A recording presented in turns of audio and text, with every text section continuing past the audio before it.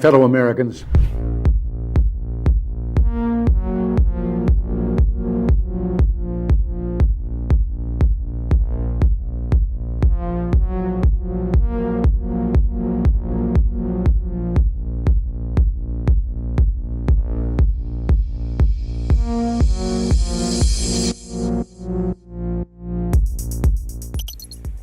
Whatever our hopes may be for the future, for reducing this threat or living with it, there is no escaping either the gravity or the totality of its challenge to our survival and to our security.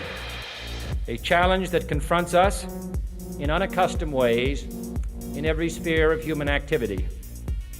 This deadly challenge imposes upon our society two requirements of direct concern, both to the press and to the President. Two requirements that may seem almost contradictory in tone, but which must be reconciled and fulfilled if we are to meet this national peril. I refer first to the need for far greater public information, and second, to the need for far greater official secrecy. The very word secrecy is repugnant in a free and open society, and we are, as a people, inherently and historically opposed to secret societies, to secret oaths, and to secret proceedings. We decided long ago that the dangers of excessive and unwarranted concealment of pertinent facts far outweighed the dangers which are cited to justify it. Even today, there is little value in opposing the threat of a closed society by imitating its arbitrary restrictions. Even today, there is little value in ensuring the survival of our nation if our traditions do not survive with it. And there is very grave danger that an announced need for increased security will be seized upon by those anxious to expand its meaning to the very limits of official censorship and concealment. That I do not intend to permit to the extent that it's in my control. And no official of my administration, whether his rank is high or low, civilian or military, should interpret my words here tonight as an excuse to censor the news, to stifle dissent, to cover up our mistakes, or to withhold from the press and the public the facts they deserve to know.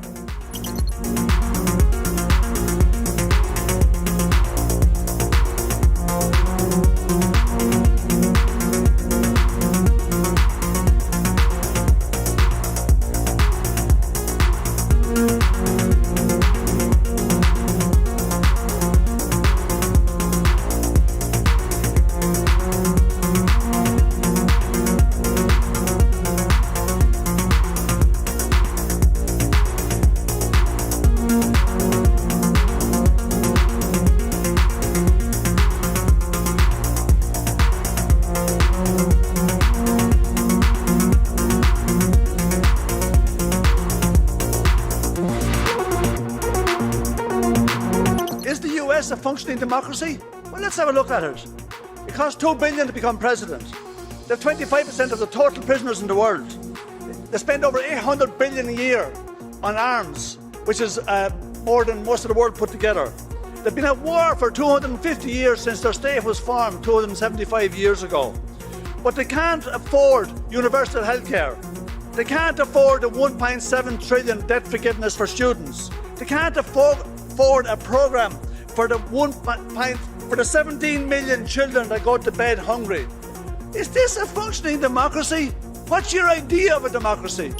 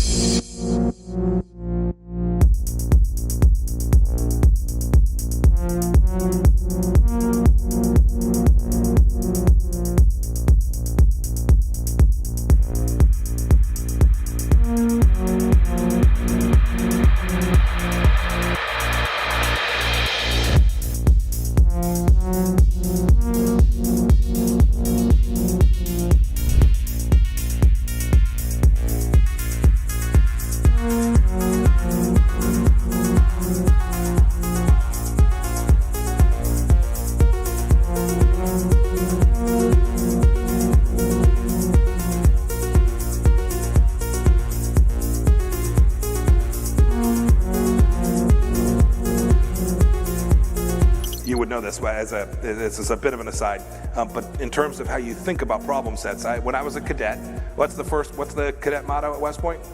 You will not lie, cheat, or steal, or tolerate those who do. I was a CI director. We lied, we cheated, we stole. It was like we had entire training courses.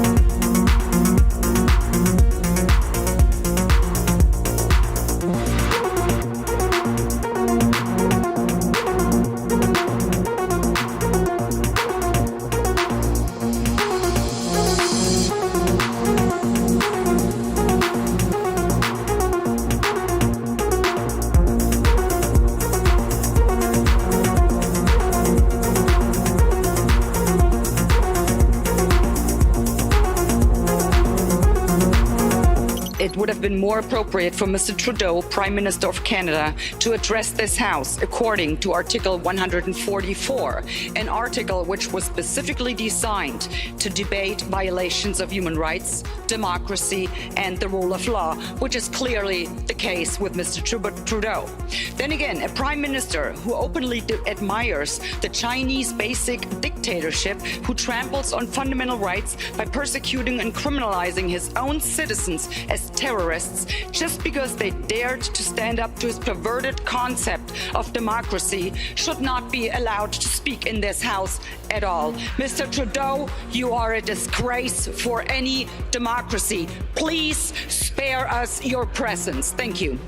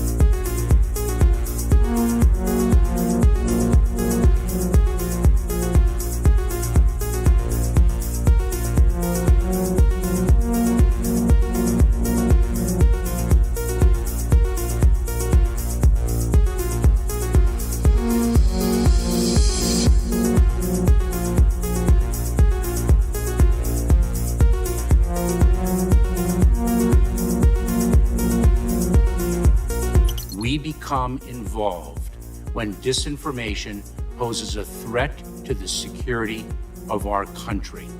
It is when there's a connectivity to a threat to our country. It could be a threat, a connectivity to violence. And what this working group does, is precisely what I would think you would want it to do, which is to take a look at the work, the disinformation work that our department has done and ask the following questions. Do we have policies? Do we have guardrails? Do we have standards? But here's the problem. We can't even agree. We can't even agree what disinformation is. You can't even agree that it was disinformation, that the Russians fed information to the Steele dossier. If you can't agree to that, how are we ever going to come to an agreement on what is disinformation so you can police it on social media? Senator, I have 2 points, if I may finish. Number one, that what this working group does, because it's not an office, what this working group does is ensure that there are guardrails, definitions, standards to make sure that the free speech rights, the civil rights, civil liberties, and privacy rights of individuals. So do you think COVID disinformation threatens our national security? And number two, if I may, Senator, and number two, is it your proposition that when the cartels spread disinformation with respect to our immigration policies to try to lure vulnerable migrants to our border illegally? I think you've got no idea what disinformation is, and I don't think the government's capable of it. Do you know who the greatest propagator of disinformation in the history of the world is? The U.S. government. Are you familiar with McNamara, the Pentagon Papers? Are you familiar with George W. Bush and the weapons of mass destruction? Are you familiar with Iran-Contra? I mean, think of all the debates and disputes we've had over the last 50 years in our country. We work them out by debating them. We don't work them out by the government being the arbiter. I don't want you to guardrails. I want you to have nothing to do with speech. You think we can't determine, speech by traffickers is disinformation? You think the American people are so stupid they need you to tell them what the truth is? You can't even admit what the truth is with the Steele dossier. I don't trust government to figure out what the truth is. Government is largely disseminating disinformation.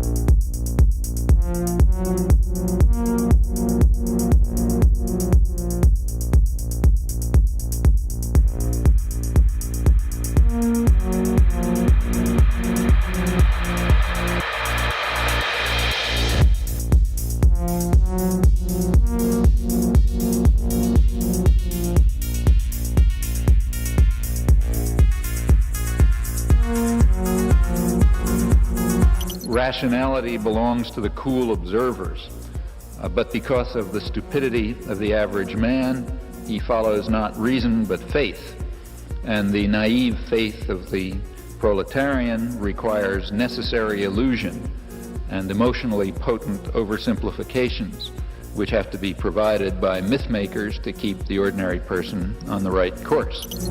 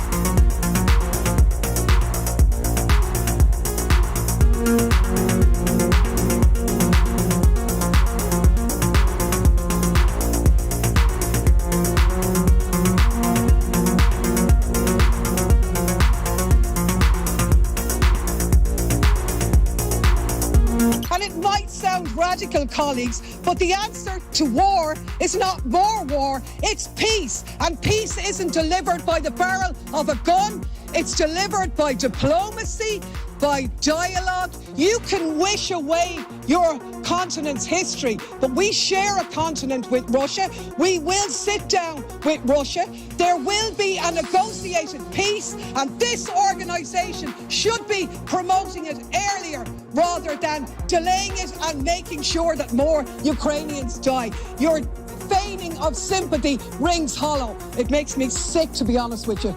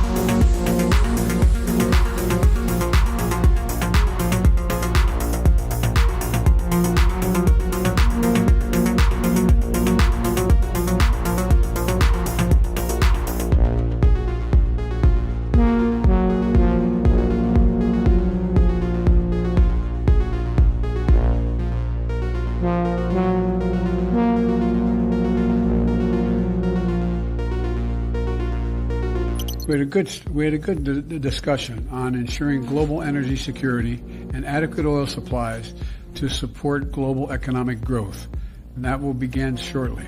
I'm doing all I can to increase the supply for the United States of America, which I expect to happen. The Saudis share that urgency, and based on our discussions today, I expect we'll see further steps in the coming weeks. Are you worried about it?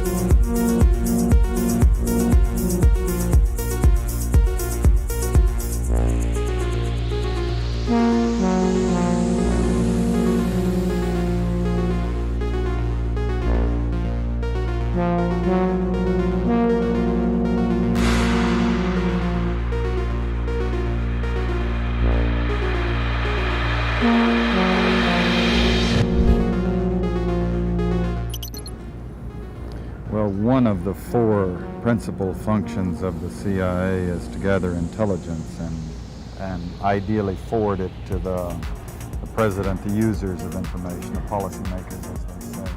There are other functions, however, some of them more legitimate than others. One is to run secret wars, the covert action that's written and talked about so much, like what's happening in Nicaragua today from Honduras. Another thing is to disseminate propaganda to influence people's minds, and this is a major function of the CIA. And unfortunately, of course, it overlaps into the gathering of information. You have contact with a journalist, you will give him true stories, you'll get information from him, you'll also give him false stories. For example, in my war, the Angola war that I helped to manage, 1/3 of my staff was propaganda. Ironically, it's called covert action inside the CIA. Outside, that means the violent part. I had propagandists all over the world, principally in London, Kinshasa, and Zambia. We would take stories which we would write and put them in the Zambia Time, and then pull them out and send them to a journalist on our payroll in Europe. But his cover story, you see, would be that he'd gotten them from his stringer in Lusaka, who had gotten them from the Zambia Time. We had the complicity of the government of Zambia, Kenneth Kaunda, if you will, to put these false stories into his newspapers. But after that point, the journalists, Reuters and AFP, the management was not witting of it. Now, our contact man in Europe was, and we pumped just dozens of stories about Cuban atrocities, Cuban rapists. In one case, we had the Cuban rapists caught and tried by the Ovimbundu maidens who had been their victims, and then we ran photographs that made almost every newspaper in the country of the Cubans being executed by the Ovimbundu women who supposedly had been their victims. These were fake photos? Oh, absolutely. We didn't know of one single atrocity committed by the Cubans. It was pure, raw, false propaganda to create an illusion of communists, eating babies for breakfast and that sort. Totally false propaganda.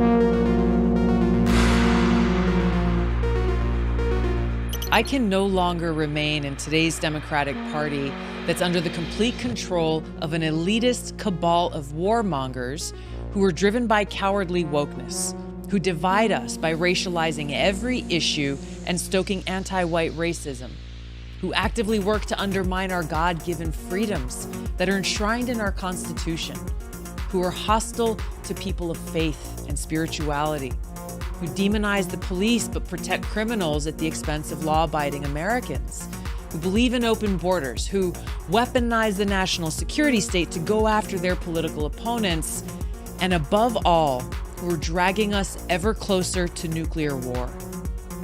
Now, I believe in a government that's of the people, by the people, and for the people. Unfortunately, today's Democratic Party does not. Instead, it stands for a government that is of, by, and for the powerful elite.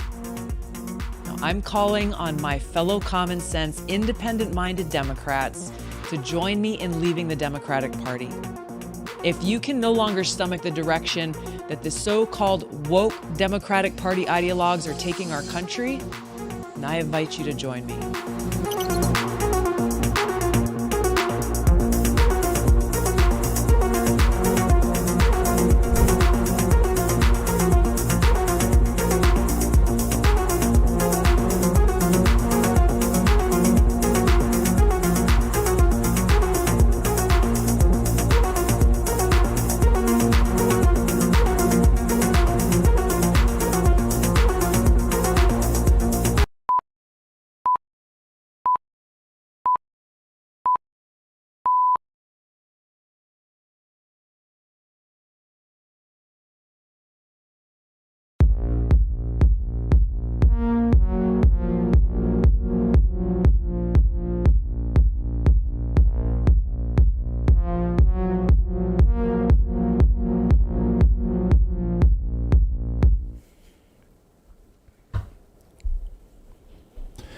Welcome to Redacted on this Monday. Good to see you all. I'm Clayton Morris. I'm Natali Morris. And boy, do we have some breaking news for you. We're going to get to the very latest on the Twitter Files 5.0. I guess it's still Twitter Files Part 1, number 5, I think. It's still the first movie, but volume 5. I suppose that's where we are.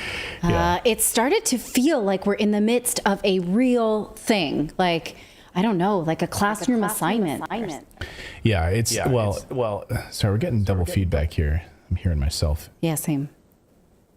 Oh, okay. Oh, okay. So welcome in, everyone. Yes, we've got a lot to get. We're going to cover the very latest on the Twitter Files 5.0. We're going to break down all of that. Plus, we're going to look at what we expect from the COVID files, because that's what I'm really, really waiting for, is what we will see.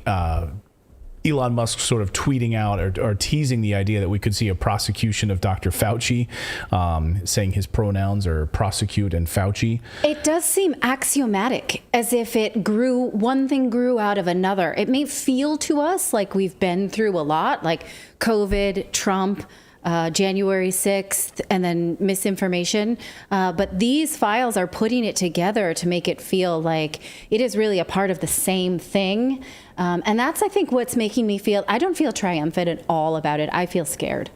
Yeah, it's absolute. We should all feel scared about it, because when you realize the power that's being hidden from us and wielded in such a way to keep us all quiet, that's what's really, really troubling. So we'll look at that. We're going to look at the very latest in the Ukraine war, because the United States and NATO escalating things there. And I'll ask you this question. Has Russia already attacked the United States? We're going to show you some compelling evidence about that. Maybe they don't want you to know about this. We'll cover that. We're also going to look at the shift to electric vehicles is costing people their jobs, specifically American manufacturing jobs. We were told this wouldn't happen. I'm going to show you some numbers that show that it was inevitable to happen. Where are we going to get that power? How are we going to make EVs? How is this going to work? The Biden administration doesn't want you to ask these questions, but we're going to ask these questions. We're also going to ask the question, hey, is woman face just as bad or offensive as blackface? Ooh, we're going to hang that out there. We'll get to it a little bit later in the show. It's going to get uncomfortable around here tonight. Are you ready? Because Redacted starts right now.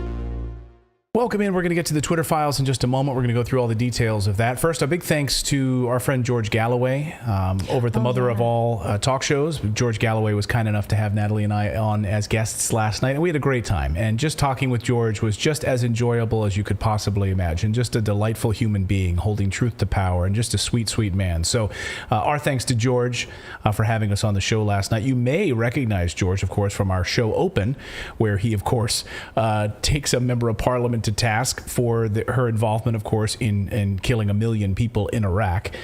So George is an amazing human being. So our thanks to George for having us on the show last night. I had forgotten that he was in our Open, and he mentioned it, and I was like, oh yeah, that's right. Because a lot of times when that's playing, we're busy just getting our ducks in a row. Yeah. So yeah, that was exciting for us, especially because Clayton's watched that show for so long. Yeah, go ahead, David. Yeah, I've been watching him for a long time.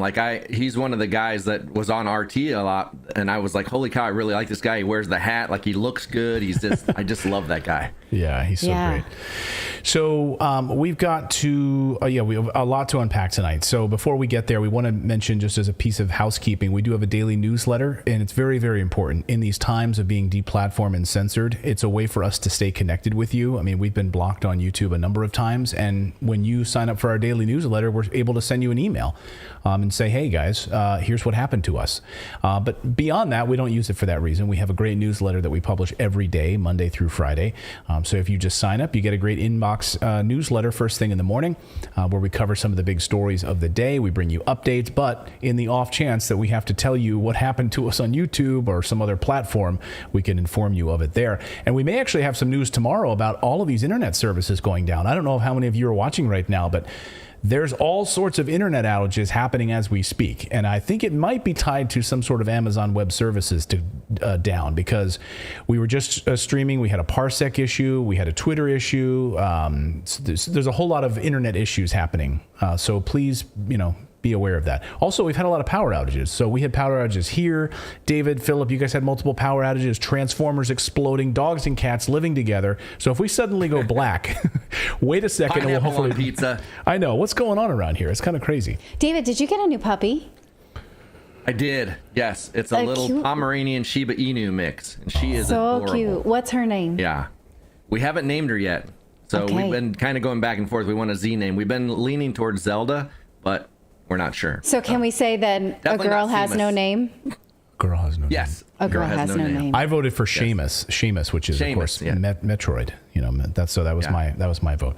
I was thinking Pink Floyd. I thought you were saying Seamus, the dog from Pink Floyd, and then I was like, you spelled it wrong, because I'm not familiar with Metroid. So yeah. Well, I don't know. I was just thinking of a female, like a strong female, and I was thinking Metroid.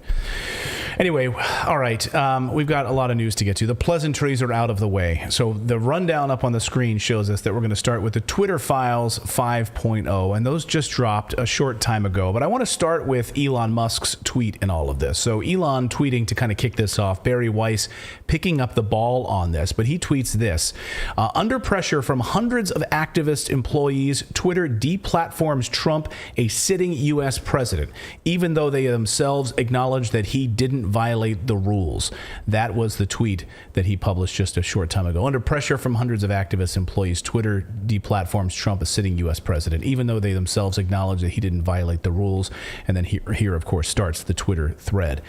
So the way that the narrative is presented by Barry Weiss, and it has been building up over the weekend, we saw one per day of these Twitter files. It's basically a document dump, and a journalist is synthesizing what they have read and presenting to us exactly how we sort of had thought that it happened, but weren't completely sure, is that there was not a clear violation of terms of service, and that there were people inside of Twitter who were actively rooting for the president to just take one more step, just cross this line a little bit, see if we can, so that we can kick him off, even though there were internal discussions that it wasn't a clear-cut rule.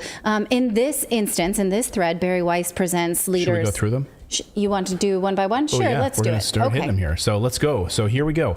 So let's start with number one. On the morning of January 8th, President Donald Trump, with one remaining strike before being at risk of permanent suspension from Twitter, tweets twice. That's hard to say. Twitter tweets twice. So at 6:46 a.m., the 75 million great American patriots who voted for me, America first, make America great again, will have a giant voice long in the future. They will be not disrespected or treated unfairly in any way, shape, or form. That was the tweet at 6:46 a.m. Remember when President Trump used to tweet so early in the morning? Yes. Remember, this was our lives. A few minutes later, 7:44 a.m., to those who have asked, I will not be going to the inauguration on January 20th. That's right. And so again, early in the morning, and when I was a co-host of Fox and Friends, he used to call into the show like super early. He used to tweet at us like super early. Number 4, for years, Twitter had resisted calls from both internal and external to ban Trump on the grounds that blocking a world leader from the platform or removing their controversial tweets would hide important information that should be able to see and debate. And then our mission is to provide a forum that enables people to be informed and engage their leaders directly. The company wrote back in 2019, ability to hold their leaders and hold them to account is written on the Twitter blog in 2019. Now, she points out that after January 6th, as Matt Taibbi and Michael Schellenberger both have documented, pressure grew both inside and outside of Twitter to ban Trump, and there were dissenters inside Twitter. This one lone dissenting voice, she says there are a few, but they are very few, says, maybe because I'm from China. I deeply understand how censorship can destroy the public conversation. This person writes back to sort of, pacify. I would say it's a bit condescending. I get that, they say, but it's important to understand that censorship by a government is very different than censorship of the government. I stared at this for a long time and I was like, is that better? Right. Should we censor? Are we arguing for one is okay? The First Amendment in the U.S. and similar legislation in other countries with similar concepts exists specifically to prevent the government from silencing the people. And I assume this is the Chinese person responding back. I respect that, but realistically, we impose far stricter rules on effectively everyone else on the platform. I think that's the reply. Yeah. We can't see the avatars. Right. So I'm assuming the Chinese person is pushing back and is, again, pushed back again. If we start labeling, restricting his tweets when they became a threat to democracy, seemed like that was our red line. Yesterday, he clearly attempted to overthrow our democratic system or government and showed no signs of remorse. If this is not a clear reason to suspend him, I'm not sure what would be. Shrug.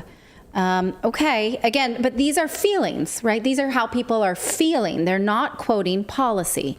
So voices like that one, Barry Weiss writes, a lot of alliteration tonight, but voices like that one appear to have been a distinct minority within the company. Across Slack channels, many Twitter employees were upset that Trump hadn't been banned earlier. Now, this is really important to think about because we have the fact that we have Slack channel updates, like real-time communications back and forth, which is where we got a lot of the Yoel Roth communications, right? It's not happening on Twitter. It's not in Twitter DMs. It's all Slack channel back communications and not emails. So forget even emails. It's like up-to-date, instantaneous communication internally. Yes, as you know, on behalf of the journalists who are doing this sounds like an awful task to go through pages and pages of people's Slack channels. Now, the next one she presents, after January 6th, Twitter employees organized to demand their employer ban Trump. One said there's a lot of employee advocacy happening here.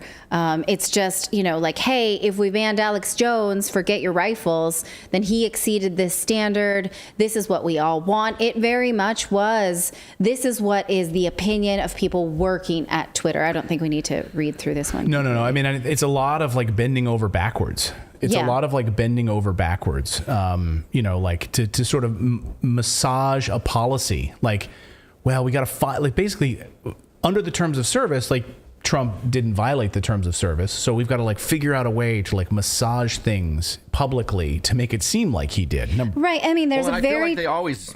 Go ahead. I was just going to say, I feel like they always are very vague with their terms and service intentionally. And I feel like this is for anything where we're getting like legislation and stuff. It's always open to interpretation because they have to have ways that they can kind of interpret something that if it says one thing, it's not crystal clear, so that it could be interpreted in a way they need it to be for a certain situation.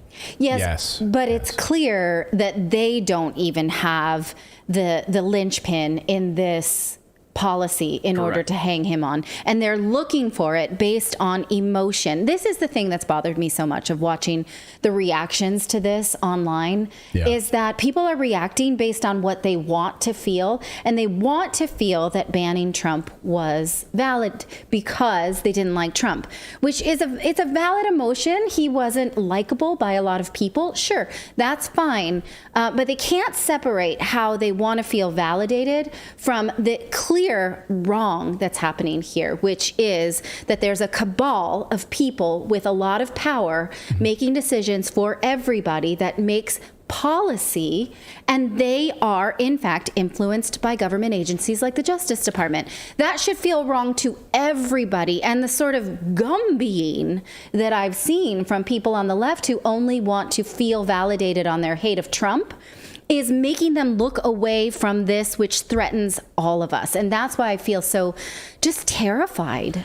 Like, really, I feel really upset about this to the point that I've been dreaming about it. Well said. I mean, I think, and bravo, I think that was very well said. And I think to think that how did a guy like Yoel Roth literally become one of the most powerful people in the United States? Think about that. Here's a guy who literally influenced an election with what he was doing internally. Yes. Sitting down, meeting with the FBI on a regular basis, sitting down and then literally while Jack is on vacation, shaping policy based on what he felt he should do internally to ban people, block accounts, deplatform during an election. And his language is very much like, yes, those people came to me. Yes, I'm keeping a temperature on this group's feelings. Yes, I'm representing them. So he's really like playing preschool teacher here. Like, let's take into account how everyone feels, and then we'll make a decision, not based on what's right or wrong and what's good for everybody. It's absolutely not altruism. It is self-serving for a small group of people.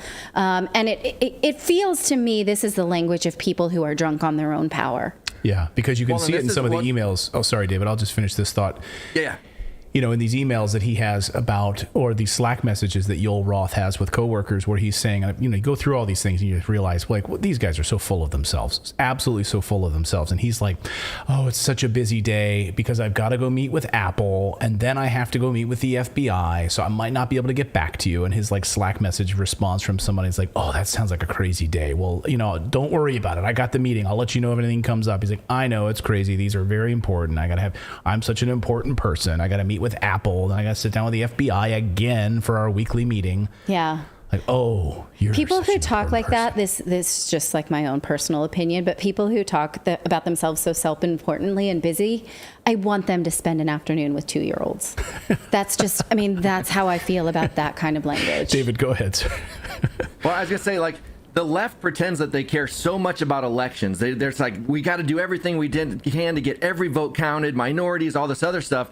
And they should want this information just as much as we do. But it's funny how all of a sudden you are a right-wing nut job if you are on board with them releasing these files. And it's like, everybody should want this, because this is not only does this have something to do with our democracy, but this shows you how lockstep it was. The media was saying the same thing that Twitter was being told about the laptop story, which means they were getting information from the same people. Our media, and all this stuff, it was coming down from the same voices, and that is important for all of us. Yes, I am desperately waiting for the Wall Street Journal, for any of the mainstream media, for the New York Times to say, hey, YouTube and Facebook, what do you want to say about those things? Oh, they're scrambling right now, guys. I'm telling you, I joked the other day that the YouTube file should come next.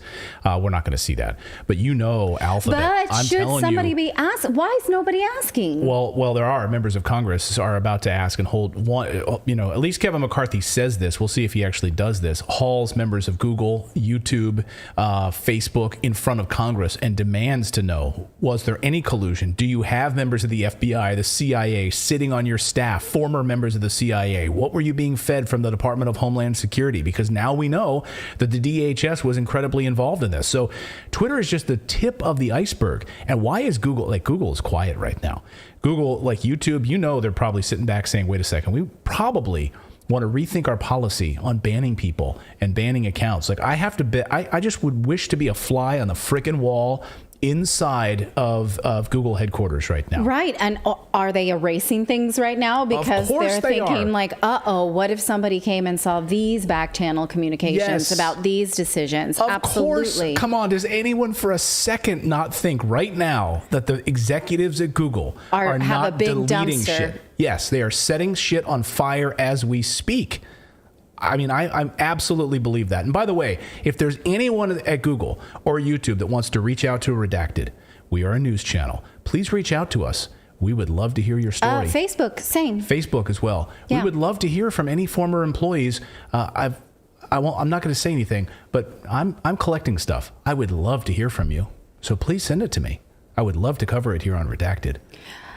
Let's get back to this. Ooh. I think we left off on number 10. I've got my work shirt on tonight because I've got to go to work. You do, yeah. You need to turn that fire down a little bit. I know, it's getting hot in here, this fire in this room. Can we turn that fire down over there? Don't throw another log on there. Number 10 is more activism. You know, it's pretty obvious. We need to ban this guy. You know, we need extraordinary leadership. What they wanted was to be inspired by Jack kicking this guy off so that they could feel validated. And you know, you have to feel sorry for people who have felt, sorry, let me get in my shot. Who have felt riled up towards hatred of Trump and then now are looking for this final validation. She says, number 11, in the early afternoon of January 8th, the Washington Post published an open letter signed by over 300 Twitter employees to CEO Jack Dorsey demanding Trump's ban. They said, we must examine Twitter's complicity in what President-elect Biden has rightly termed insurrection. Oh, he's rightly termed it. Number 12, but the Twitter staff assigned to evaluate tweets quickly concluded that Trump had, here's the piece de resistance. Am I using that correctly when I say piece de resistance? I'm not sure the pronunciation is right, but that is the way that you're supposed to use it. Okay, so this is, to me, this is it right here, number 12. But the Twitter staff assigned to evaluate tweets quickly concluded that Trump had not violated Twitter's policies. I think we'd have a hard time saying that this is incitement, wrote one staffer. Now, I think you have to put this in the context of the Twitter files that I believe came on Sunday. I will heart that. Which was that after the riots, in the days immediately after, they were scrambling to say, can we punish him for this? Because Facebook had taken him down. Is there any way that we can, ban him too? They weren't able to. And the policy was, okay, we don't have a reason to ban him now, but we'll hit him super hard next time. And so we're going to consider that he's got 4 strikes and the 5th one will be the final straw. So they are actively all watching, like, it reminds me of that scene in Labyrinth where all the goblins are like, say it, right. The magic word. Beetlejuice is like, come on, you want to say it? You want to say it right now, Beetle? Come on, say it. And so they are literally all around like goblins like this, waiting for her to say, do you know what she says? I wish the Goblin King would take you away right now. Okay, sorry. So number 13 on the list. So here's really interesting. Number 13. It's pretty clear he's saying the American patriots are the ones who voted for him and not the terrorists. We can call him that, right? Call them that, right? She's talking about January 6th protesters, right? Or whoever this was, he or she. Another staffer agrees. I don't see the incitement angle here. I see that Blank has pinged us to ask us about incitement for the Donald J. Trump tweet and want to see if we can align with it. I don't see incitement of fear. What PC could it be trying to incite fear about? I don't see incitement of fear, on and on. I think we'd have a hard time saying that this is incitement. It's pretty clear he's saying the American patriots are the ones who voted for him and not the terrorists. We can call them that, right? Don't see incitement. So they're admitting. We don't see incitement. No, they're trying to mold it into what they want it to be. I wonder if this will come up at their January 6th and that's what people hearings. were saying. Right. That's what really pisses me off. Is people were saying, show me the tweets that he actually incited violence. Like, I could say something like that was completely peaceful, and one person could take it as inciting violence. You know what I mean? Like, they could say, oh, I'm going to take action on that thing that he just said. Right. And it's like that we were asking, and you were conspiracy theorists for saying they took the tweets down, but people were convinced because they were taken down that they were insightful. But I saw the original tweets and they were not. Yeah. By the way, people are asking me how they can contact me. They have some information regarding Google and Facebook. I'd love to hear from whistleblowers. You can email me, Clayton at Redacted.inc, not .com, Clayton at Redacted.inc, or just follow me on Twitter at Clayton Morris on Twitter and send me a DM. There's another way to do that. All right, number 15, Barry Weiss says, I'm also not seeing any clear or coded incitement in the Donald J. Trump tweet. I'll respond in the elections channel and say that our team has assessed and found no violations for the Donald J. Trump one. Wow. She does not just say that as an FYI, safety has assessed the Donald J. Trump tweet above and determined that there are no violations of our policy at this time. Goes on and on to say, basically, been begging and anticipating and attempting to raise the reality that if we made no intervention into what I saw occurring, people were going to die. She would testify at the House January 6th committee. Basically, I've been begging for people to ban his account because this was going to cause people to die. Okay. Where are we? Number 18. Number 18. So then, 7:44 a.m., we're just 1 hour past the original tweet. Twitter safety team decides that the tweet is not in violation, and they are unequivocal, says it's no clear vio. It's just to say he's not attending the inauguration. And then this sort of continued justification is some may be saying this is proof that he doesn't support a peaceful transition, which he didn't. He didn't show up to the inauguration. It was a peaceful transition, but it was a begrudging one. And that emotion is legal. You are allowed to begrudge your loss in a presidential campaign. Yeah. Totally legal. Yeah. You can say that. What are we to say? And also, I just want to ask you, like, why are all these redacted? I just would love to know why all of these, like, we're allowed to see Yoel Roth's avatar and name. Yeah. Why are all of these redacted? I think because they're more public figure, you know, they were more front facing for Twitter, and I think these are just regular employees and they don't want them getting attacked. You know, I can see that. Maybe. Damn. Sorry, I smashed my mug. But there's text here. Right. I don't know. Maybe they're adding each other to reply. I can't think of any other reason. Number 19, to understand Twitter's decision to ban Trump, we must consider how Twitter deals with other heads of state and political leaders, including Iran, Nigeria, Ethiopia. In 2018, Iran's Ayatollah al-Khamenei tweeted, Israel is a malignant cancerous tumor in the West Asian regions that has to be removed and eradicated, he wrote. Is it possible? And will it happen? And it will happen, he says.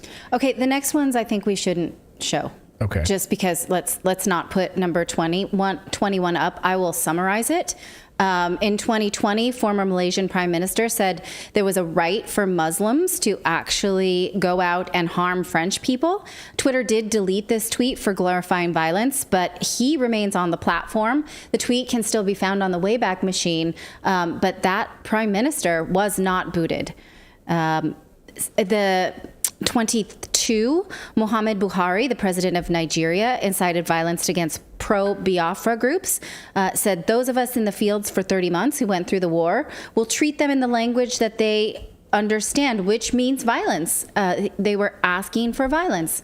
Number 23 was about Ethiopian Prime Minister Abiy Ahmed calling on citizens to take up arms against the Tigray region. We're not going to show that either.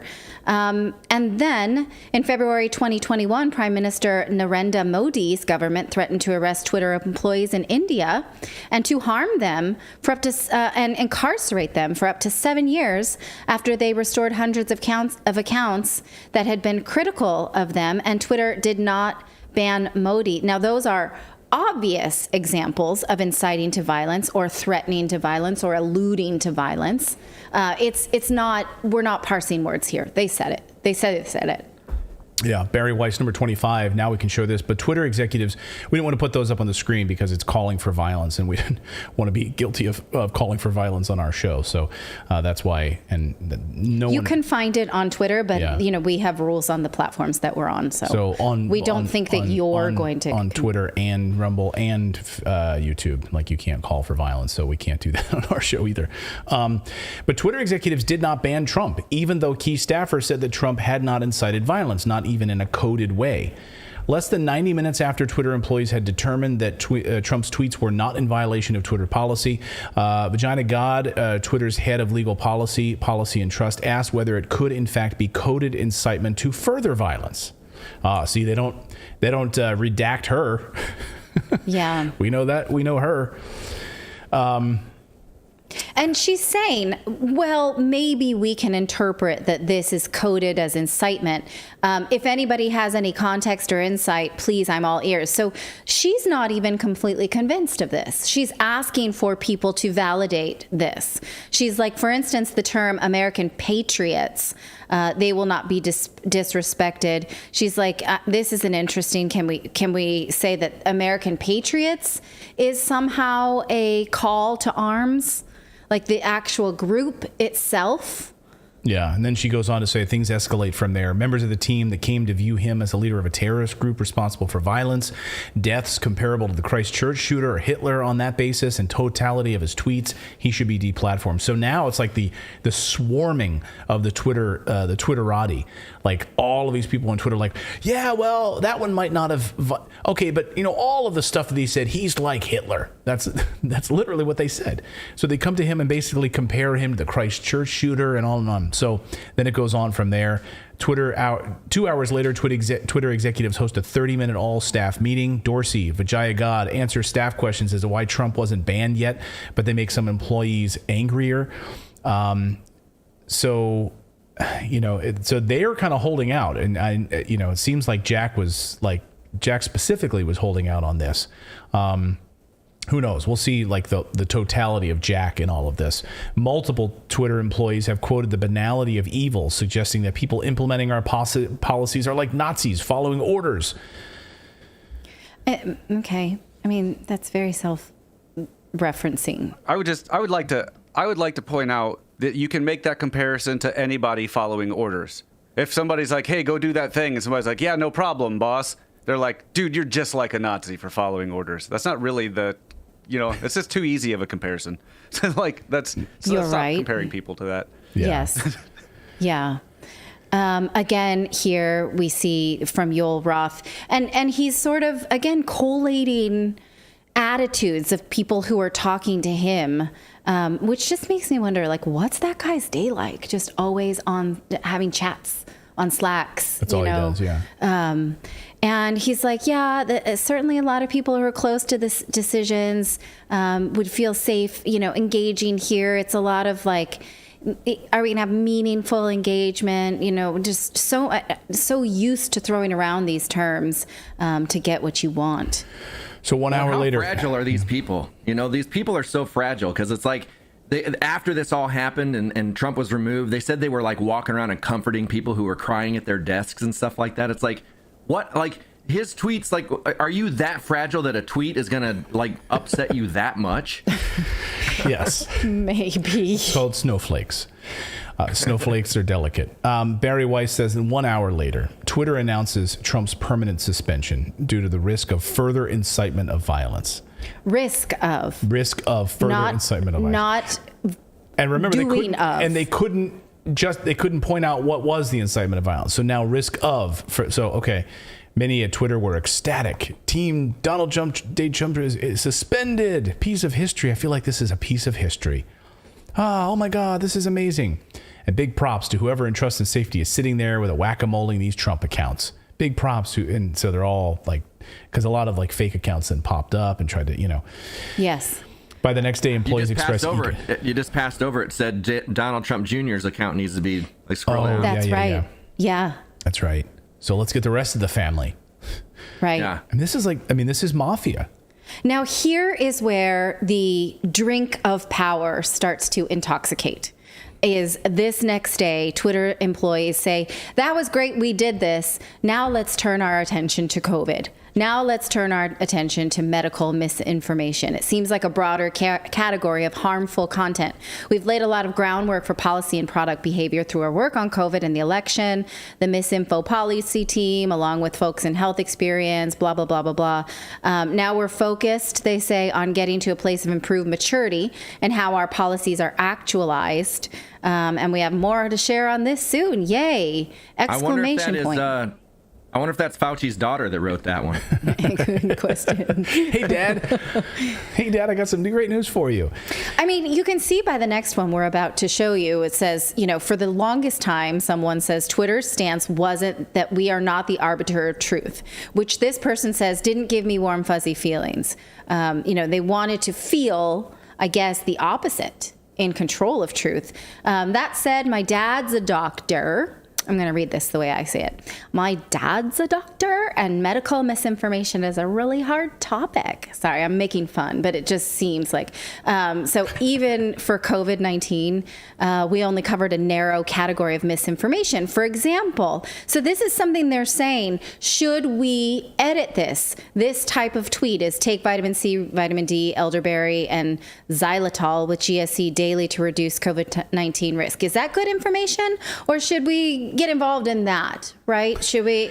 Is that something we should? So we want Twitter employees who are like, whose dad's a doctor. Yeah, my dad's a doctor, so I think we should really control what's being said elderberry on Twitter, and you shouldn't be talking about vitamin D on Twitter.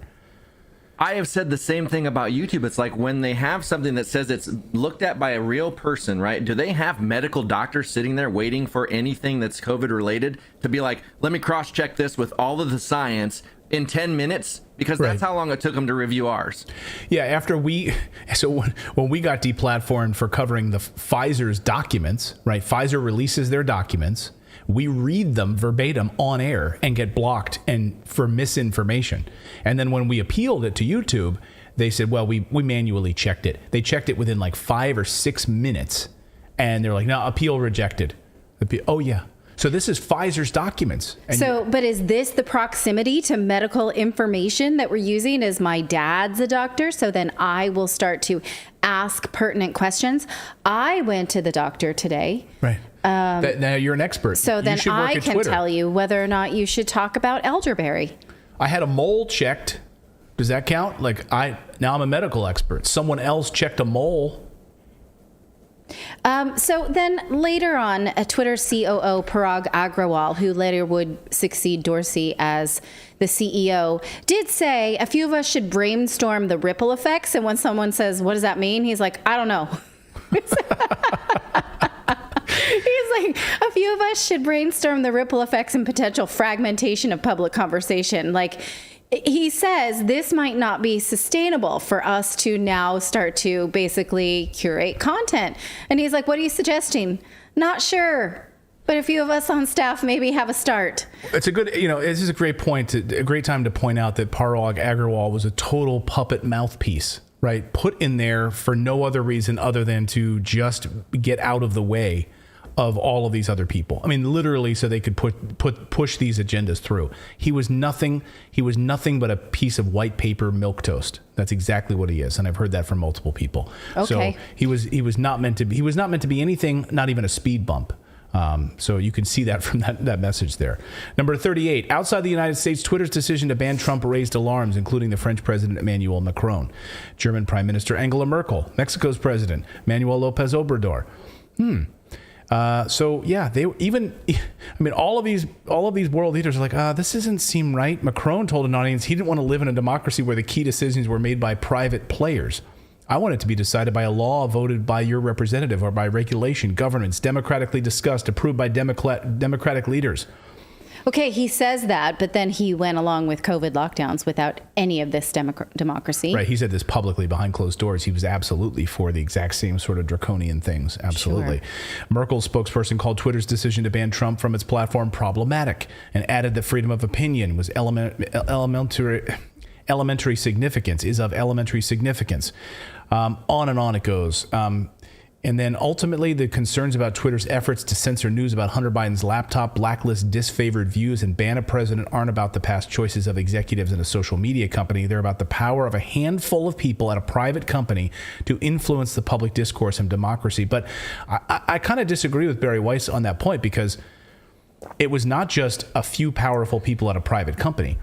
They were having regular meetings with members of the deep state in government, who were the FBI meeting regularly with them, Department of Homeland Security, members of the White House. And in fact, it doesn't matter whether you like Trump or not. They were working against Trump. They were working to censor information that would hurt Biden while Trump was in the White House. Mm-hmm. And so this is absolutely an unelected body working against the elected leader. Again, they were actually arguing. They were arguing whether or not to ban the official White House presidential account and then turn it back on once Biden took over. Like, that's the direction they were heading.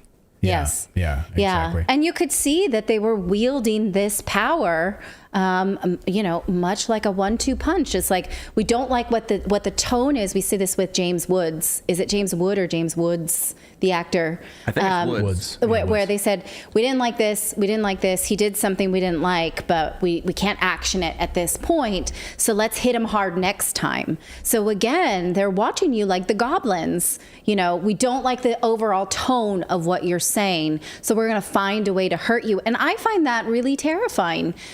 It causes me a lot of times to just not participate. I just lurk on Twitter, because you don't know what they're going to like or not like. I don't say a whole lot because of this invisible hand. Right. And the invisible bot army that comes out of nowhere, which Elon over the past 24 hours has pictures of himself next to a gravestone with bots on it, like he got them. So I think we're seeing a lot of bot armies being destroyed over the past 24 hours as well. So that's great news for people who felt like they don't have a voice. They can't come forward and actually have a voice on Twitter or some of these other platforms because these bot armies swarm them, dogpile them, lead people into all sorts of anxiety and jumping off the platforms and doing all sorts of awful things. So that's Twitter Files 5.0. Let's talk now about the COVID files, another big piece of this. So here's a fun fact for you. The mainstream broadcast networks have devoted exactly 0 minutes. Can you friggin' believe this? 0 minutes to the coverage of the Twitter files. 0. ABC, CBS, NBC, 0 minutes of coverage of the Twitter files. Arguably one of the biggest press stories. Your government is meeting with private tech to tell you what you can and cannot say. You're fine with that? You don't find that interesting? But they know that they're implicated. Them covering this shows that they were getting the same information from the same people. So it would be damning for them to cover this, because they'd be like, well, I guess, we were saying the exact same thing about the Hunter Biden laptop. We were saying the exact same things that they're banning people for. So. Well, we already know, and we certainly know the behind-the-scenes stuff at ABC as it related to a couple of big stories. Jeffrey Epstein specifically. Oh, yeah, remember? absolutely. Like, why didn't they come forward with that? That was purposefully kept silent at ABC News. Like, wouldn't it be amazing to see the behind? Forget YouTube and Twitter files. Wouldn't it be amazing to see the mainstream media files and see how those guys hide information, disseminate information? So, will we see the COVID files covered by any of the mainstream media? And what will we see in the COVID files? This is really the one that I'm waiting for. Perhaps the most important piece of the story is about to drop, and they won't probably cover it. I would love to see Lester Holt cover the story. We are awaiting the COVID files from Elon Musk, the massive document dump from Musk over COVID suppression. We saw a few hints of it there in that Barry Weiss of the Twitter Files 5.0. Here is the tweet, though, that sent off the explosion yesterday on your Sunday. My pronouns are prosecute and Fauci, Elon Musk tweeted. So he's taken all the hot buttons that you're not supposed to say and put them all in one place. Let's one little see. Tweet. Gender ideology, check. COVID, check. Free speech, check. He's pretty much got all of it. in one tweet. Fauci? I couldn't have crafted this any better. Yeah. So what if will you we? wanted to hit I know on all the ways. It's only 5 words, and he managed that much. He really pissed off a lot of people because he tweeted later, man, he said the branch COVIDians are out to get me. They were really upset about it. So anyway, he says, so what will we see in these COVID files from Elon Musk? Will we have some indications that could reach all the way to the White House. And we're already seeing the deep state CIA trying to protect Fauci. So CIA, John Brennan, tweeted this in response to his tweet about about Fauci. Here's John Brennan, former CIA. Dr. Fauci is a national hero who will be remembered for generations to come for his innate goodness and many contributions to public health. Oh, yeah. Despite your business success, you will be remembered most for fueling public hate and divisions. You have money, but you have no class, John Brennan writes. Now, of course, John Brennan was one of the people saying that Hunter Biden's laptop was Russian disinformation, you'll recall. So you might be remembered for that, John Brennan. John Brennan, of course, along with 50 other former intelligence officials, say that the Hunter Biden smear smells like Russia. Just weeks before the election in 2020, he, along with 50 other guys like James Clapper, Leon Panetta, all of these clowns. That stifled any kind of conversation because anytime you brought up the alternative, anytime you said no, this was a real story. They're like, no, 50 of these high level people said it was true. So it's like, that's like propaganda 101. Like, yeah, of course they're going to say it's true. Yeah. Yeah. Oh, these 50 guys. Oh, you mean these 51 guys? Oh, these are all former CIA and FBI guys. These are high level guys. They know disinformation when they see it. So all of these guys signed this letter saying the laptop was a job of the Russians. So, of course, he'd come out and support Fauci. Here's another tweet in support of Fauci that I loved from a professor overnight. This one is Professor Peter Hotez. He's an MD, PhD. For the record, Dr. Fauci has done nothing wrong, he writes, except serve our nation. In the meantime, Mr. Musk should know that 200,000 Americans needlessly lost their lives from COVID due to this kind of anti-science rhetoric and disinformation. Elon, I'm asking you to take down this tweet. So how about the fact that Dr. Fauci funded the research that created COVID in the first place, frankly, lied to our faces about lockdowns? We've played that sound many, many times. Lied under oath about funding that research. Yeah, yes, go ahead. Yeah, and I want to point out also that there's no way, as the guy who ran that organization, that nothing happened without him approving it. Because he's the one that divvied up the funds. He knew everything that was happening because it had to get his approval. There's no way they would have just been doing side jobs like, oh, we'll just do it. Like, he'll never know. Like, well, he said as much in his deposition that we went over last week that was released from November. He said, I didn't really know about that stuff. When there were exceptions to be made about gain of function, didn't make it all the way up to me. I'm very busy. You're right, David. It's extremely hard to believe that there's a ban of gain of function since 2015, but some projects were issued an exception and it didn't make it to his desk. Yeah, like Boston University, like we covered that story. So the Boston University research, the North Carolina research, of course, the Wuhan lab research. You don't mean to tell me? And then here, to go back to John Brennan's tweet or this professor's tweet, he's done nothing wrong except serve our nation, basically. Well, so what you're saying then is what did he do? He either served our nation well with distinction or he did these other things and he didn't know about them. So then he was either completely incompetent, right? Mm-hmm. He was completely incompetent or totally ignorant or both. Incompetent and ignorant, or he was totally in on it. So if you're praising him, then what are you praising exactly? Because he said publicly now, I didn't know about it. But he's lied under oath about it. What is it that we're praising then? Exactly, because I want to know. He was good on Meet the Press many times. Like he they made a Dr. Fauci doll, and people were like, and they were going to call him Person of the Year. Because he did say in that deposition, I'm very busy. I give a lot of media interviews. I write a lot of pieces for, He was the highest paid, so he does have that going for him. Like he was the highest paid federal employee. Official, yeah. So. Yeah. So Peter Hotez writes this second tweet. I have a couple of these here. He says, I detail how I got to 200,000 unnecessary deaths in my they pimps his book out. In my forthcoming 2023 book with Johns Hopkins University Press, The Deadly Rise of Anti-Science. This includes 40,000 needless deaths in Texas alone, which I wrote in recently. And then he says, bottom line, anti-science aggression. This is my favorite new phrase. I laughed out loud. I almost spit out my coffee when I read this. Bottom line, he says, anti-science aggression and disinformation was a leading cause of death in the United States in 2021 and 2022. Anti-science aggression kills more Americans than just about any other societal force. Hey, do you have a loved one that maybe died of heart disease? Well, more people die from anti-science aggression. I'm going to see these commercials now on TV. Like yesterday, we were watching a game. Every commercial was for some other pharmaceutical drug. You know that this is coming. Anti-science aggression. Is someone in your family suffering from anti-science aggression? We have something that can solve He's that. actually not wrong if you associate that to Fauci, because Fauci's science. So if you associate what he's actually done, then he's actually correct. Yeah, he is science. But if he ties it to science, right? If he ties it to Fauci, but he's trying to disassociate it with Fauci. Anti-science aggression. Can anyone figure out what the hell I don't he's know talking about these numbers, given that we now have numbers on excess deaths. So you're comparing a teeter-totter.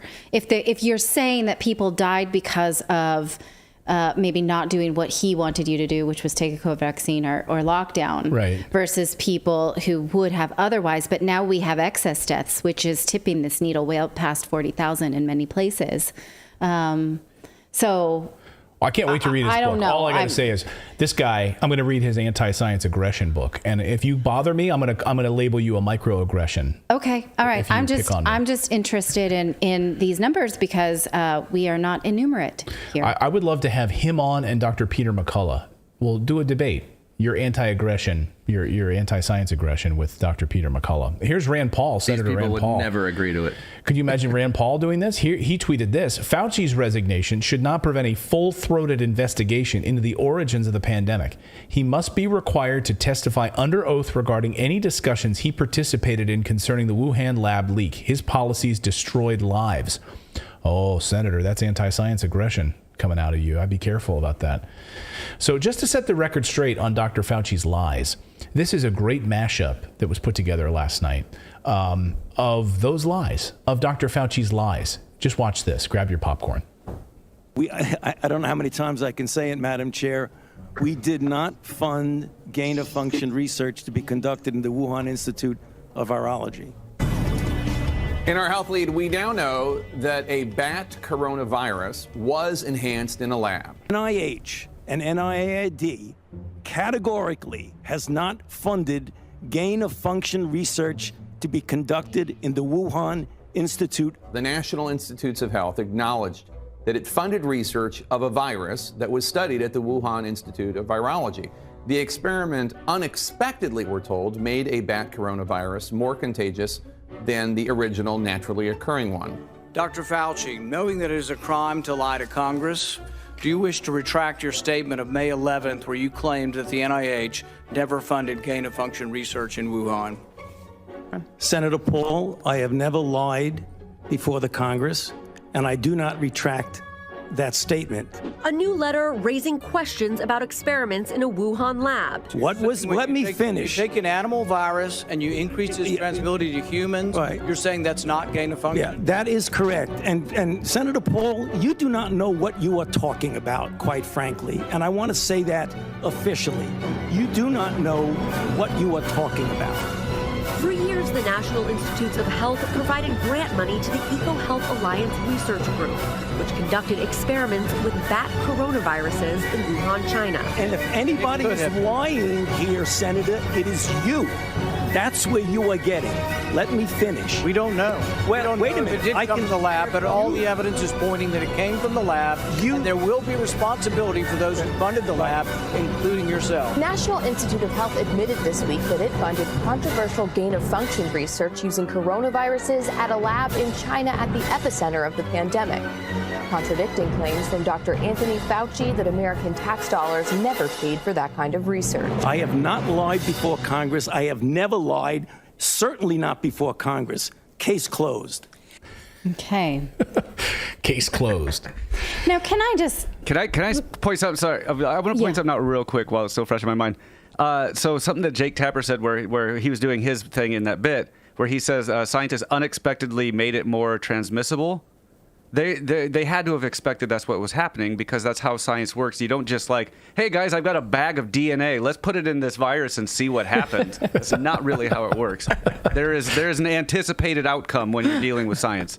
That's just my take on it. I wasn't there, but I want to point that out. That kind of threw me. I was like, what do you mean unexpected? Those accidents don't happen. A bag of DNA. Yeah. Yeah, I mean, like, Mary Curie unexpectedly got cancer from radiation poisoning because we didn't know that was a thing. But when dealing with DNA, we kind of know what it does. That's what the whole point of, like, knocking out DNA and replacing it with something, because you kind of know what it does. Okay. Anyway, Thank you for that. Yes. I think that's anti-science aggression coming out inside of you. It's aggression. But no, that's aggression. Yeah. Can I ask a question, though? Please. Let's just ask the question. This tweet from Elon Musk, my pronouns are prosecute Fauci, is it needlessly antagonistic? Needlessly? I think it's perfectly antagonistic. I get it, but you are antagonistic sometimes too, like that. I know, but I feel like if we just let these narrations play the way that we have, like everybody has to kowtow and kind of bow to that, what happens is it gets escalated like it has, because people weren't allowed to say anything. It's getting worse and worse and worse. And now we look at where we are with gender ideology and stuff. It's because it wasn't, dealt with a little bit more aggressively in the beginning, is my personal feeling. I mean, he literally lied in front of Congress. So if people all over Twitter could have said this about Trump, they call for the prosecution of every day. Right? So why can't we call for the prosecution of someone who, in front of us, we just showed you the video, lied to the American people? Yeah. And how many hundreds of thousands of people, millions of people died? Yes. Right? So if you can't say that about this guy, what can you say? Who can you say it about? Well, I'm just saying that in his effort to sort of promote free speech, he seems to be participating in a lot of it. Good. And that's fine. Good. But will he catch more flies with honey and endear people who don't want to see the merits of free speech with this? And I'm sorry, David, I didn't mean to say you are antagonistic, because I shouldn't label you things. No, I'll take that label. David's antagonistic. Okay. It's totally fine. Okay, but I don't like to call people things unless it's Clayton. Yeah. Unless it's me. Clayton, I ate my own placenta. So I did. So, all right, let's get back. Reporters tried asking the White House about their involvement with these social media companies this week, but they are denying any involvement. So let's be clear. We've been clear. We've been clear. Let's be clear. We've been clear. The White House has never interfered or colluded with social media companies, they say. It's up to tech platforms to make their own decisions. Let's be clear. Free of any interference from the government. Let's be clear. Watch. Twitter, Elon Musk this week fired the former FBI General Counsel Jim Baker, who was serving as a top Twitter lawyer. Musk alleges that he may have been involved with countermanding his attempts at transparency. And I was wondering if anyone in the Biden administration was in touch with Baker, either regarding moderation decisions that critics call political censorship, or regarding his transparency efforts recently. So it's up to private companies to make these types of decisions. We were not involved. I can say that. We were not involved. Okay, follow-up question. Do you want to know if the Justice Department is involved in this now? Because you're now involved. Your administration is in power. This happened under Trump. Is there any reason to believe it's not happening further? Yeah, How about is the president outraged? Is the president outraged Is to the find out president concerned? that the FBI and the CIA were meeting weekly, or the FBI was meeting weekly with Twitter to influence what Twitter was allowed, what was sent, like posts by former members of Congress, people Would you running like for to office? Preclude this from happening again? How about that? They're not concerned about that. So it is interesting. I was going to say about your point that you said, Natalie, about attracting more flies with honey than vinegar. Like Elon has given them a lot of honey. I mean, he has done the child trafficking thing. Like that was done in like 2 weeks versus the years that Twitter had. So he has been. The deep state didn't care about that. They didn't want it. I know, but I know, but you're saying like with honey. So he's trying to give them things that should get them on board with what he's doing. We should all be on board with that. We should all be on board with free speech. So he's trying the honey, and the honey isn't working on that side because nothing's going to work on that side. Yeah, I mean, it's amazing. This is the same guy that they were praising, right? A few months ago when he was giving Starlink satellites to Ukraine. Yeah. Right. Like he's the savior. He's the savior. And right. And then when he reveals the deep state censorship that has been unfolding, now he's like the worst thing in the world. We got to investigate this guy. Yeah. So it is interesting that Corinne Jean-Pierre says that they're not involved. They have nothing involved. It's a private company. We don't involve ourselves in that, which is total bullshit. Because I seem to remember his predecessor, Psaki, telling us that they were involved and actively working to censor posts. Watch. Thanks, Jen. Can you talk a little bit more about this request for tech companies to be more aggressive in policing misinformation? Has the administration been in touch with any of these companies, and are there any actions that the federal government can take to ensure their cooperation? Because we've seen from the start there's not a lot of action on some of these platforms. Sure. Well, first, we are in regular touch with these social media platforms, and those engagements typically happen through members of our senior staff, but also members of our COVID-19 team. Given, as Dr. Murthy conveyed, this is a big issue of misinformation, specifically on the pandemic. In terms of actions, Alex, that we have taken, or we're working to take, I should say, from the federal government, we've increased disinformation research and tracking within the Surgeon General's office. We're flagging problematic posts for Facebook that spread disinformation. Oh, so you're literally flag. I mean, God, there's so many things to unpack there. Do you think it's coincidence that she left shortly after that statement? Like it was not long after that she was pretty much planning her departure. Maybe. I mean, first of all, just the first part of that with the reporter, the activist reporter, because clearly these social platforms are not doing enough to police this information. Is your White House doing anything to stop people speaking freely about an experimental jab that people may not want in their lives, or these children that are being forced into lockdowns? These people are taking to these social platforms and they're telling stories about their children who are suffering by going to these schools where they have to wear masks and their development is being hindered. You don't want people to be able to speak publicly about that kind of stuff, do you, Jen? Like, what is this administration doing to censor this stuff? Well, we're actively working on it. We're specifically where she says the Surgeon General. We're literally having the Surgeon General at the Surgeon General's office flagging problematic posts to Facebook, making sure that these platforms are taking action on these things quickly and effectively. This is unbelievable. It's right there. So Corinne Jean-Pierre doesn't remember that? Here is Jen Psaki on disinformation. Listen to this. We believe that all of us, social media companies, platforms, where a lot of this misinformation travels, the media, state and local officials, it's important for everybody to step up. And certainly the pushback against disinformation, information that is, literally a matter of life and death, is something that is going to be a continued focus of this administration. You are right that obviously decisions to regulate or hold to account any platform would certainly be a policy decision, but in the interim, we're going to continue to call out disinformation and call out where that information travels. Does the president have plans to speak with Mark Zuckerberg at all about this? There's no plans that I'm aware of. Go ahead.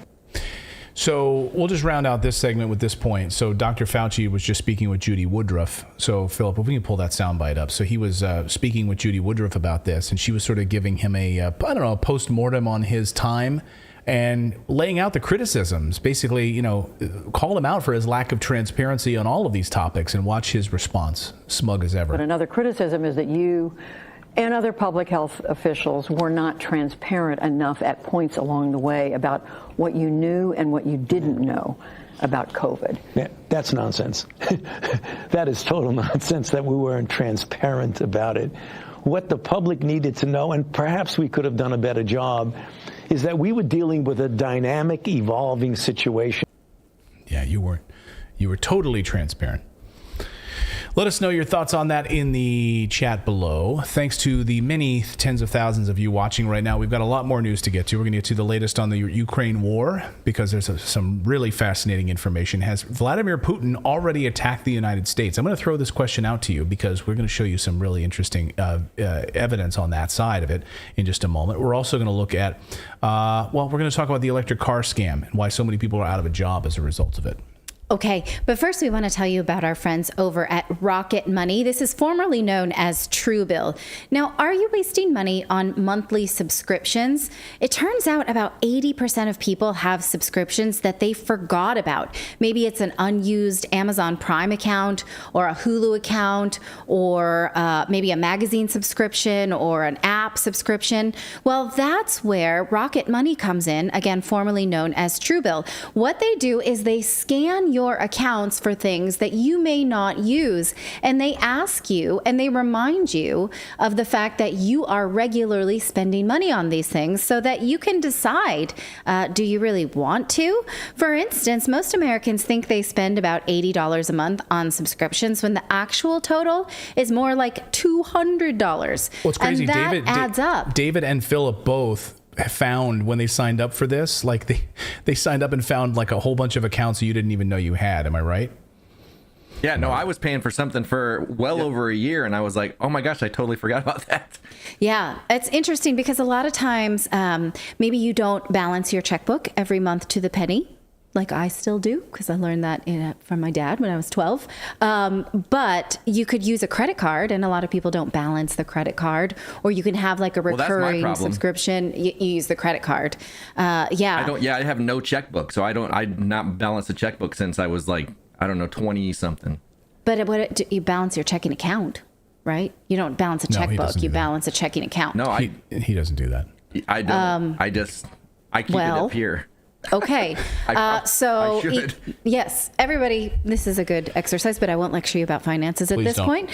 So this app shows you all your subscriptions in one place. And then if you find something that you don't want, they will actually cancel it for you, which is awesome so that you don't have to haggle with a company that you don't really want to use or talk to anymore.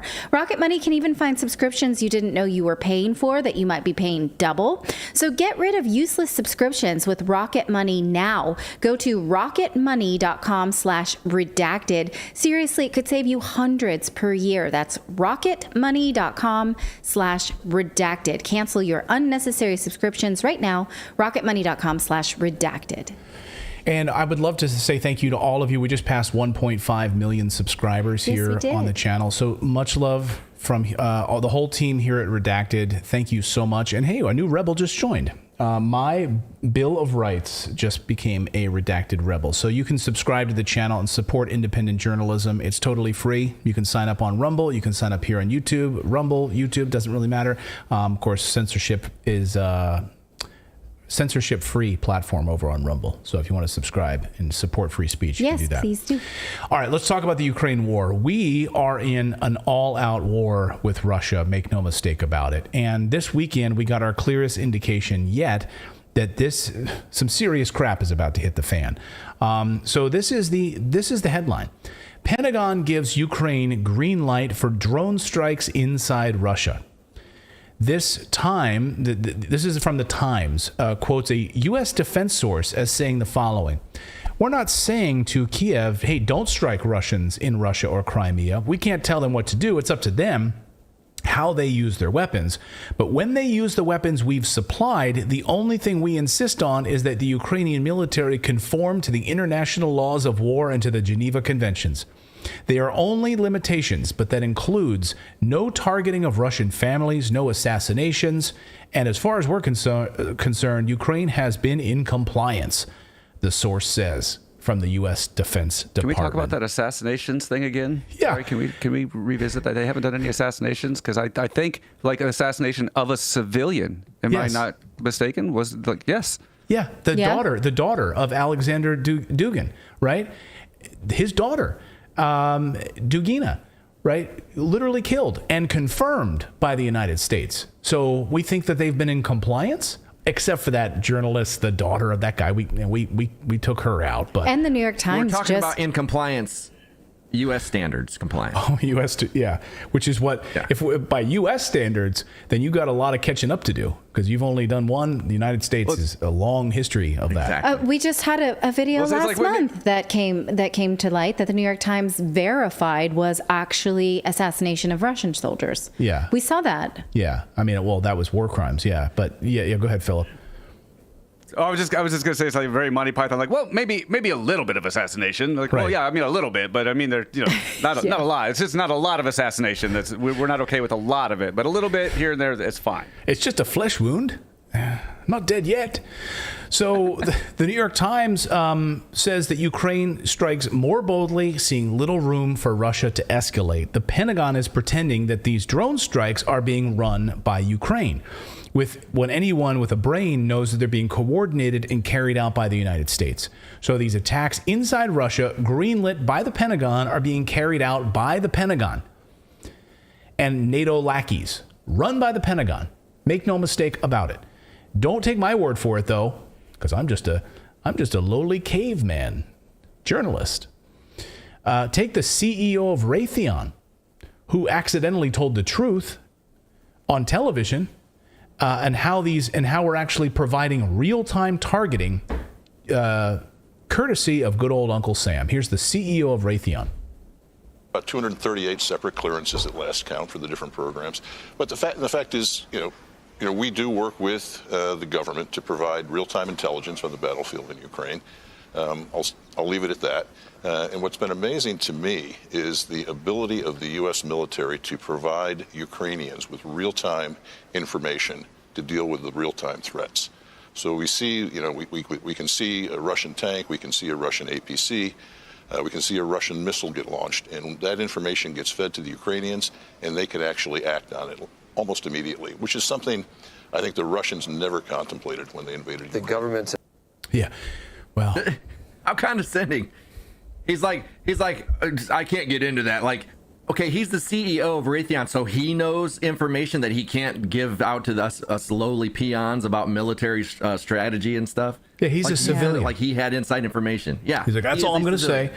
But we've got literally, and then he goes on to say it. I'm not going to say it, but I'm going to go on to say it, which is we've got real time targeting of Russian tanks, literally down to the second. We hand that to the Ukrainians and they carry it out. Of course, the Ukrainians are not carrying it out. We now know that to be the case.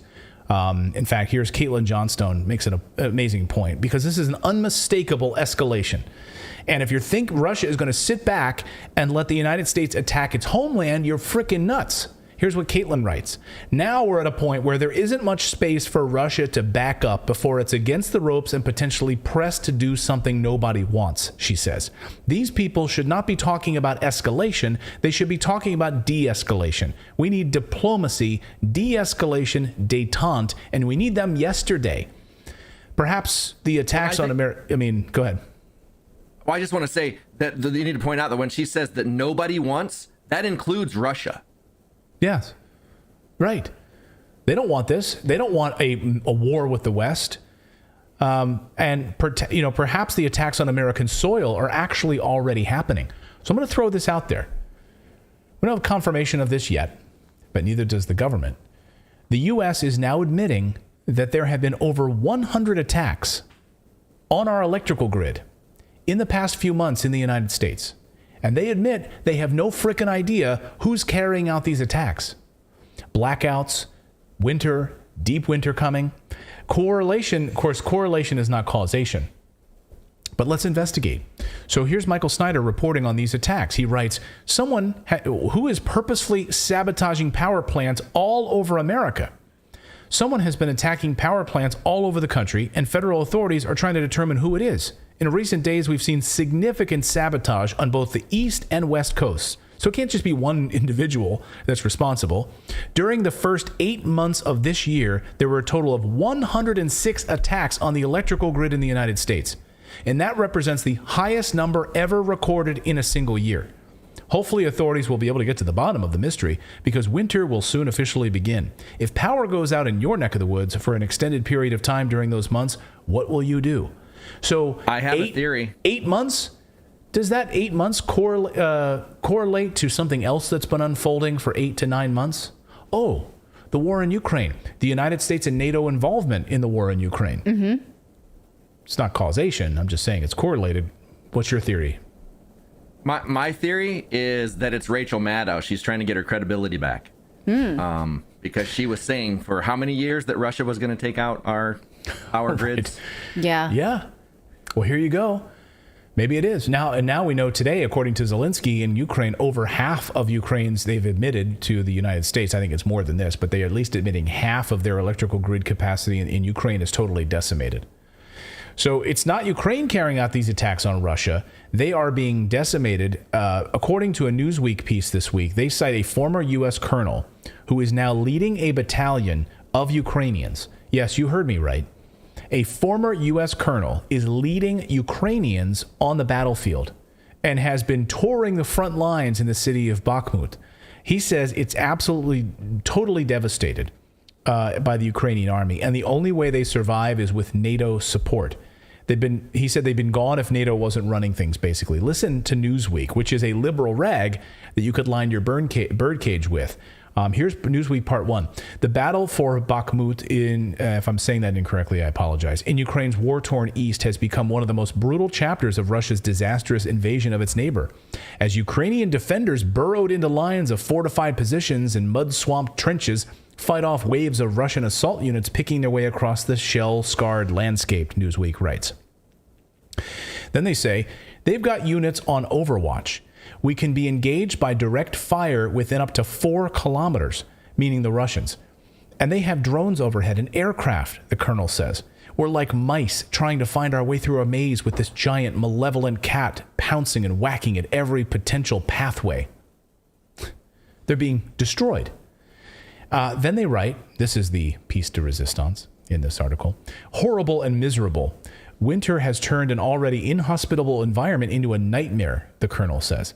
These people are stuck without food, water, heat. Every single window of every single building, without exaggeration, is shattered. It's just hard to believe. Bakhmut is like Dresden, and the countryside looks like another town, which Passchendaele, which I don't know, it's Probably a German not. city. Passchendaele. Anyway, destroyed by Allied bombing in World War II, and the infamously muddy and bloody World War I battlefield. It's just a horrible and miserable place, he says. Ukraine closely guards its casualty figures, but its forces are believed to be suffering badly around Bakhmut. Yeah, in fact, we do have the numbers. 70%, according to the media, 70%. All casualties, and not being exaggerated, above 70%. So the people that arrive there are being killed or wounded almost immediately. Typically, about 80% of our intake, he says, the colonel says, so when these new soldiers come in to replace those that have been killed or wounded, they haven't even fired a weapon before. They have no experience. They're literally like taking kids, basically, handing them guns, and they've never fired a weapon before. So when we thought, oh, you're going to fight till the last Ukrainian, literally there will be no country left very, very soon. He says, we've got our work cut out for us. So where are you going to get these people? Just keep going down lower, or maybe get some 80-year-olds in Ukraine. Find some 80-year-olds or 10-year-olds. Start using those people. Well, they did recently remove the age restriction for enlistment. Yeah. So you actually could enlist a 10-year-old. A 10-year-old or an 80-year-old. Yes, both are possible. Unbelievable. And just so we're clear, Americans leading on the front lines against Russia. A former U.S. colonel is leading Ukrainians on the front lines against Russia. These forces have never fired a weapon before. 70% of them killed or wounded nearly as soon as they arrive and they pick up a gun. He mentioned Dresden in World War II, and I think it's important to show you what Dresden in World War II looked like, because the bombing of Dresden was a joint British and American aerial bombing campaign that a lot of people who were involved in that gave them nightmares for years afterwards that they did. Thought they were attacking and just was merciless. Total destruction of this German city of Dresden. It was utter devastation. A city wiped off the map. Families just destroyed, wiped off the map. So all of that to say, Jens Stoltenberg out with an amazing interview over the weekend and says, of course, the head of NATO, says, I fear a full-blown war between the West and Russia, NATO chief warns. Oh, really? Now you tell us? So you haven't been instigating it to get to this point Have you? Jens Stoltenberg. He says, I fear that the war in Ukraine will get out of control and spread into a major war between NATO and Russia, said NATO Secretary General Jens Stoltenberg, responding to a question about his greatest fears for the winter in an interview. He told Norwegian broadcaster NRK on Friday that he was confident such a scenario could be avoided, but that the threat was there. If things go wrong, they could go horribly wrong, he said. Yeah. You think? You think? That's kind of what war is. I wouldn't say it's going right when people are dying. Yeah, I'd say it's already wrong. It's already going wrong. Yeah. I mean, so all-out war. I mean, and I think Caitlin Johnson's right. Like, Putin's back is against the wall right now. I mean, there's no more room for him to go. And I thought Moon of Alabama had a great analysis. There might not be a massive military move by Russia. Like, they're going to hang back on this position right now and not move. And as Ukraine keeps throwing more men at their forces, it's like hitting a steel wall, and they're just being destroyed.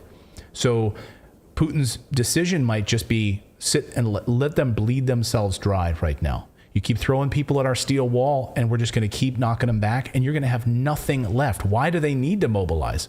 Why does Russia even need to move tanks into Ukraine any further? Right. And I thought it was an interesting analysis. So we'll see. And why does anyone then, agree to send someone else's relative up against that wall at this point? Yeah. Oh, why any lives? Why even one? You're from Poland. You're going to go fight in this mess right now. I mean, that we know that that's the case. You're in Britain. You're going to go fight in this mess right now. Oh, and you're a member of the United States military, and you're in there fighting right now for this bloody mess. Unbelievable. Well, and let's not forget that Putin tried to avoid this for 8 years. He tried to avoid this for 8 years. And Yes. we poked him then too. We were poke the bear, poke the bear, poke the bear. Now not are we poking him, we're pushing him back. Well, it was not even a year ago, about a year ago today. It was Russian parliament that voted for this. It wasn't even Putin. But I think we're not allowed that nuance in the West. We don't get to know those things. No, and one final word on that, the Minsk agreements, is that there's a big interview out this weekend. I didn't cover it here, but I'll mention it because people would probably wonder why I didn't mention it. But Angela Merkel out in a German newspaper interview saying that the Minsk agreements basically were never meant to be enforced. Like, that they did them knowing they were lying to Putin. Like, we never, in fact, meant to adhere to the Minsk agreements, is basically what the EU position was from Angela Merkel. She's like, basically, the goal was we were going to throw in as much military as we could into Ukraine to inevitably fight Russia, but we never meant to actually adhere to the Minsk agreements. Well, that's cute, isn't it? Just give you a little Minsk Basically agreement. a U.S. treaty then. Yeah. So thanks, Angela Merkel. So I guess we can't believe anything. Say which U.S. treaty does that differ from? That was just going to point out. Yeah, true. It sounds like all of them. So it's not worth the paper it's written on, basically. Let us know your thoughts on that in the chat below. We've got more news to get to. We're going to talk about these climate electric cars as we head into winter here and what this is doing to people's jobs when people joining on the electric car bandwagon. Is it a great scam costing people their jobs? And we're going to talk about woman face. Is it as offensive as blackface? Oh, wait till this segment. I've been looking forward to this segment all day. So get your popcorn ready.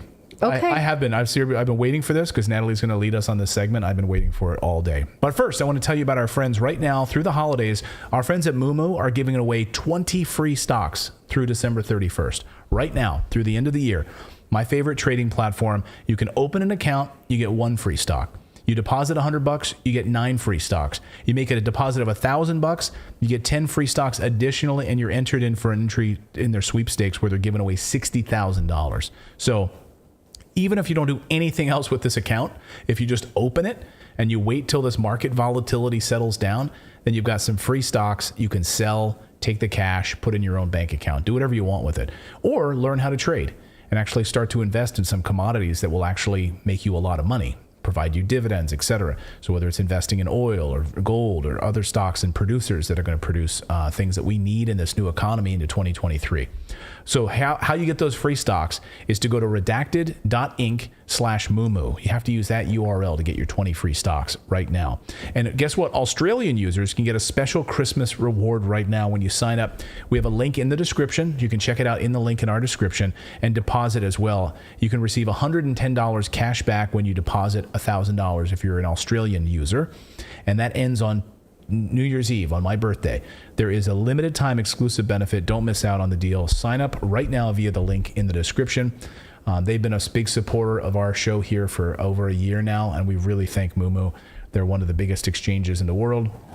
Thank you for supporting what we do in independent journalism. Thanks to our friends at Moomoo. All right, let's get to this climate story. All right, well, the shift to electric cars has now cost people about 1,300 jobs in Illinois. Jeep has a factory there, but they are moving it to Mexico, and the parent company Stellantis says we have to do this because of the electrification of vehicles. So that's interesting. They can't make EVs in the U.S., and they will shut down the plant in February and move those jobs to Mexico. But you may be saying, okay, but the Biden administration told us that the shift to electric would be good for the automaker industry. Right. When they set their standards goals in August of 2021, we were told that this was to make America competitive in the EV space internationally. Here is Transportation Secretary Pete Buttigieg on CNBC from August of 2021. So the big question for us is how much of it's going to happen here? Is the electric vehicle future going to be built by American firms on American soil with American workers, or are other countries going to get ahead of us? And that competitiveness piece is a really big factor here. As you say, there's been a lot of whipsawing. The previous administration really acted to dramatically weaken the standards that were already underway. But what we have now is not only making clear what this administration's policy is, but being aligned with industry that recognizes that this is the future. And a lot depends on how quickly we can get to that future state of greener, cleaner cars, which, by the way, also means a lot of consumer savings. We estimate about $900 in savings over the lifetime of a vehicle for a family that purchases it, thanks to these higher expectations that we're laying down today. Okay, so he did say he wanted electric vehicles to be made here and for us to be competitive internationally. But I guess it doesn't really matter where they're made as long as Americans drive them, right? I guess that's the goal. Why, incidentally, can't they make EVs in the U.S.? The chip shortage is global. Could it be because the electricity needed to make EVs is too expensive in the United States due to sanctions? That's a real possibility. Labor is more expensive than it is in Mexico, clearly. Or maybe it's because the EV itself is actually a huge carbon emitter. And we are not told that. Here is from Bjorn Lundberg's book on the matter. He says, yes, in many parts of the world, electric cars are reliant on electricity largely produced from fossil fuels. And their production, the production of it, which is what we're talking about, is also more energy intensive than a gasoline-powered car, especially the battery. Since this production is typically reliant on fossil fuels, an electric car is actually responsible for lots of carbon dioxide emissions over its lifetime. Across the world, an electric car with a reasonably long range will on average emit 26 tons over its lifetime. So switching from a gas-powered car emitting 34 tons of carbon dioxide to a comparable electric car that emits 26 tons doesn't eliminate emissions. It cuts them by 24%, leaving more than 3/4 in place. So could it be that the United States doesn't want to account for the carbon emissions of the cars that they want us to drive? As in, well, we don't want the carbon emission that comes from making the battery or installing the battery or making the car. Let's ship that off to Mexico so that we can say we hit our climate targets, and then screw them, whatever happens in Mexico. Right. So our ESG targets are totally garbage, right? It's all fake to begin with. So we don't account for the stuff that we're not producing in the United States so that we can keep our ESG score up. Exactly right. Exactly right. The same way we get solar panels shipped from Asia, and now because there's sanctions on how they arrive, they go all the way through other Asian countries until they get to the United States, so that we can say that we are honoring these sanctions. What my grandma used to like to say is going around to your elbow to get to your ass. That's exactly how this is happening now with electric vehicles. But okay, let's play out whether or not this is a sacrifice that is appropriate. Will will it actually help carbon emissions, given that's the administration's goal, whether that's appropriate or not?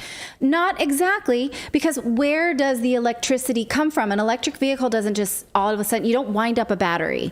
It has to come from somewhere. Well, again, let's go to Bjorn Lundberg. He says that China is the world's biggest electric car market, has so many coal-powered plants that electric cars worsen local air with lethal consequences. It's estimated that in Shanghai, pollution from an additional 1 million EVs will kill nearly 3 times as many people annually as an additional 1 million gas-powered cars. So wait, hold on, let me read that again. Okay. An additional 1 million electric-powered vehicles would kill nearly 3 times as many than if they just had regular fossil-fueled cars. Because it's not the car that's emitting, it's the coal plant that makes the has cars. No, that's not making the car. That has to power the cars. Oh, when you plug in your car, it's not magic.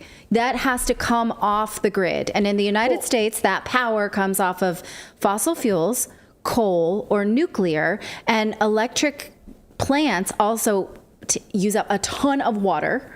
Yes. And so that comes from somewhere. But also the forging of the materials to make the cars is also a whole other ball of wax. Yes. We just talked about the battery. You're right. And the equipment is basically, I mean, a seat is a seat. A car seat is a car seat. Yeah, but all of that is, as to what Alex Epstein writes about in his book, Fossil Future, all of those components are made using, I mean, you have to use these fossil fuels to make these things. Right. But again, this is going to ramp up the production of energy. Like, you know, when EVs came along, I sort of gave my dad this, like, you know, woke hippie, like, EVs are the future, Dad. They don't kill penguins. They don't emit. And he was like, where's that energy come from? And I was like, I don't know. Don't ask that question. Because, you know, that was sort of like, right. That's how we were supposed to. This is logical. It's magic. It comes from the sun. Like, you don't even think. Like, it's a fairy unicorn that's pedaling in a, you know. Well, I mean, Germany's learning this the hard way. I mean, Germany, of course, has literally shut down all of their nuclear power plants except for 3, and they're going to shut those down in April. And then now they've literally become one of the dirtiest polluters in the world because they've had to turn all of their coal-powered plants back on, and all of that coal-powered plants are like a supplement to their solar and wind. And because it's not sunny in December, it's not sunny in Germany, and it's not windy right now, and so all of that is then supported by natural gas and fossil fuels. Yes. So the whole industry is a sham. It's a scam. Yes, but let's just maybe give the benefit of the doubt. Is it worth it?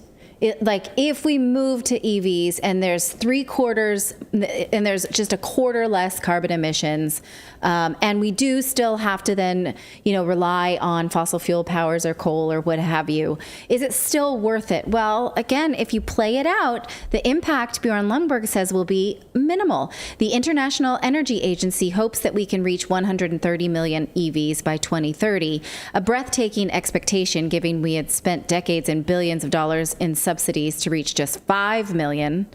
Even if we can do that, it would cut a trifling 0.4% off of global emissions by 2030.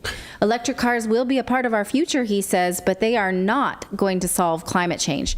So, you know, this article that I just showed you about Jeep, it's really heartbreaking because the people who work there and have had careers there, they're like, it's a punch in the gut knowing that we can't make the cars here that we are told by the administration that we need to be driving.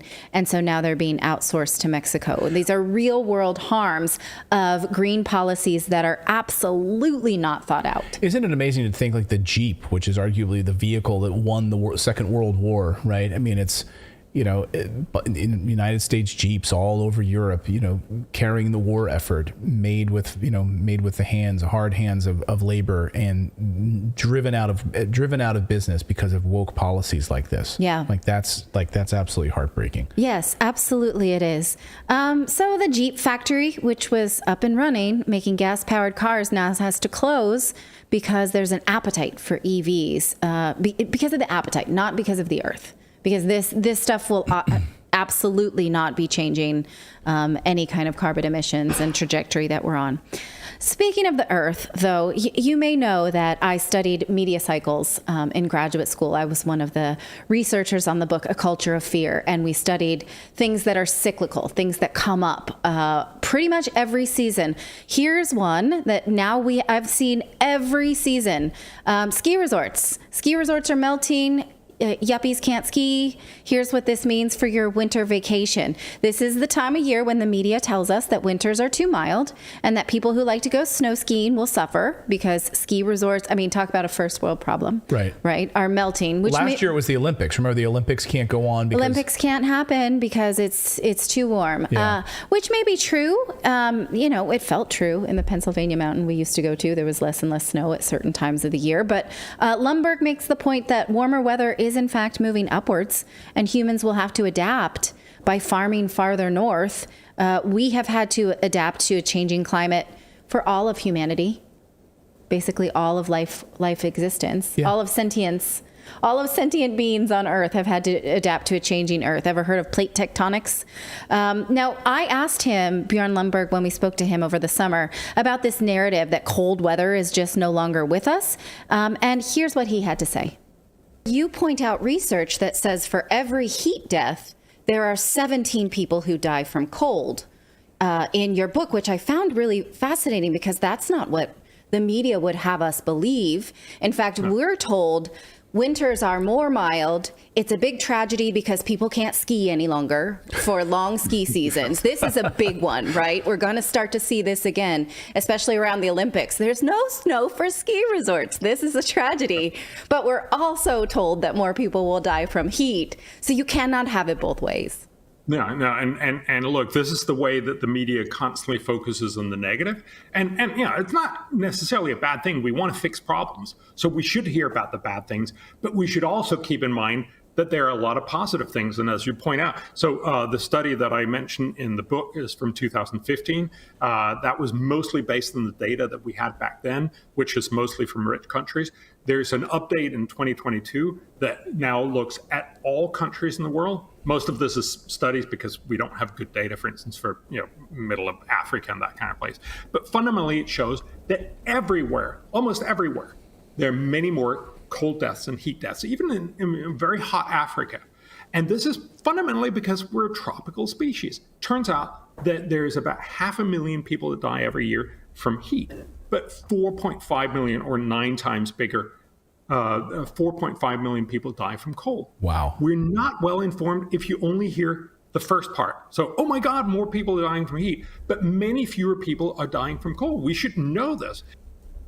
So you can mourn, the death of a Breckenridge vacation, if you'd like. I think maybe more productive is to mourn the death of people who won't be able to have energy because of sanctions on energy. Right. We have a long history of adapting, right? This is why there's way fewer deaths in 2022 because of climate than it was 100 years ago, because we've adapted. And the way that we've adapted is because of fossil fuels. And because we have these woke policies now that are literally driving us into the ground, getting rid of nuclear. I mean, I just saw someone in the chat saying, this is the first time, forgive me, because it was a few minutes ago in our chat, someone said, this is the first time in our history where we've actually taken a step backwards in our development of energy. And think about that. Like, we should be making huge leaps forwards. Why do we not have more nuclear? The cleanest, the cleanest energy available to us in nuclear power, and we don't. We're shutting it down, and even Japan is turning it back on at Fukushima. Hello, it's just so ridiculous, and we're going to suffer. And mark my words, it's not this year that's going to be the worst. Next year, we're going to play this tape back. Next winter is when all of this catches up, and next winter is going to be arguably way worse than this year. Way worse. All right. Thanks for that dire warning. I'll give it to you. All right, we got more news to get to. We got to do this woman face story. I've been waiting for this story all day, so you've got to see, is woman face more offensive than blackface? Just buckle your seatbelts. I'm excited for this story. But first, quickly to tell you, please subscribe to our channel. We just passed 1.5 million, and we love to, our goal, let's see if we can get to 2 million by tomorrow. I don't think that's going to happen. I'm just joking. But I would love for you to subscribe to the channel and be a part of our community here, covering independent journalism. That's what we do, covering the stories the mainstream media won't cover.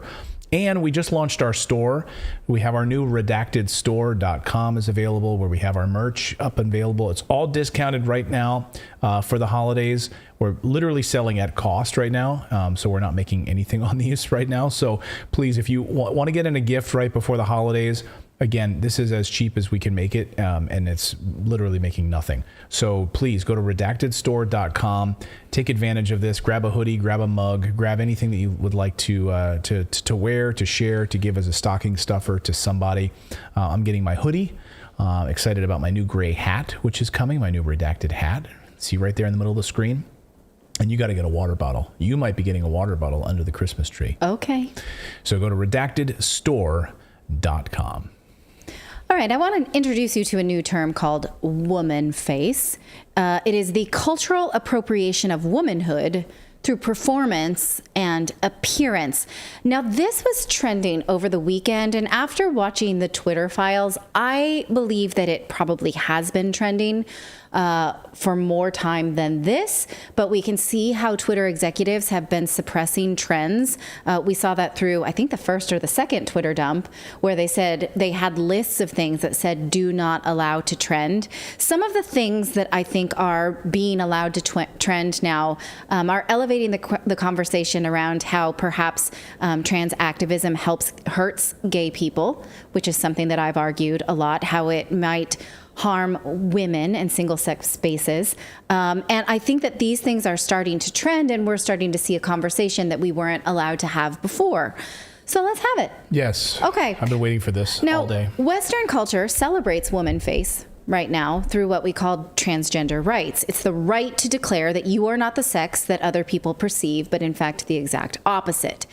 But here's my question. The left hates cultural appropriation. This is a term that the left uses a lot around race theory. It is inappropriate when it comes to race. All right. I am going to talk about cultural appropriation. Okay, I was going to say, explain it to me like I'm a 5-year-old. I am going to. Okay. Now think of the concept of blackface. That is a no-go. Absolutely a no-go. The last person to be forgiven for this was Justin Trudeau, and he apologized profusely. In fact, I cleared my cookies to do this because I Googled Justin Trudeau blackface to look up the old article. It actually gives you Justin Trudeau black belt. Google does not want you to find these images. And I saw this and I'm like, wait, let me just clear the cookies and see if that's right. Yeah, Justin Trudeau blackface, which was a popular story at the time. Yeah, what the hell? Doesn't even trend. It instead wants you to know that he has a black belt in karate, which I didn't know about. Right. I did know that he has done blackface. He did that at a party in 2001. Again, this is not socially acceptable. Also, the way he's like touching that woman I don't like that at all.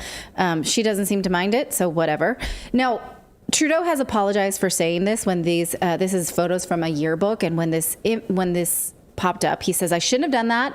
I should have known better, and I didn't. I'm really sorry. When asked if he thought that this was a racist photograph, he said, yes, it was. I didn't consider it racist at the time, but now we know better. Okay, so most of us agree that making a caricature out of someone's appearance is insensitive, or someone's group. We call that cultural appropriation. Here is how New York Times bestselling author Ijeoma Oluwawo, I'm sorry, I'm probably saying that wrong, in her bestselling book, So You Want to Talk About Race. She says, cultural appropriation at its core is about ownership of one's culture, and since culture is defined both collectively and individually, the definition and sentiment about cultural appropriation changes with one's identification and sentiment about aspects of their culture. Now, Douglas Murray points out that's not very clear. It's just basically like, we own this and you don't. Don't come into cultural spaces that you don't belong to. According to that, that's wrong. It's, according to woke thinking. Murray says, we can broadly, he quotes her saying, this is Douglas Murray on Uluwau. I'm sorry about the name. She says we can broadly define the concept of cultural appropriation as the adoption or exploitation of another culture by a more dominant culture. I think those are important concepts to put a pin in.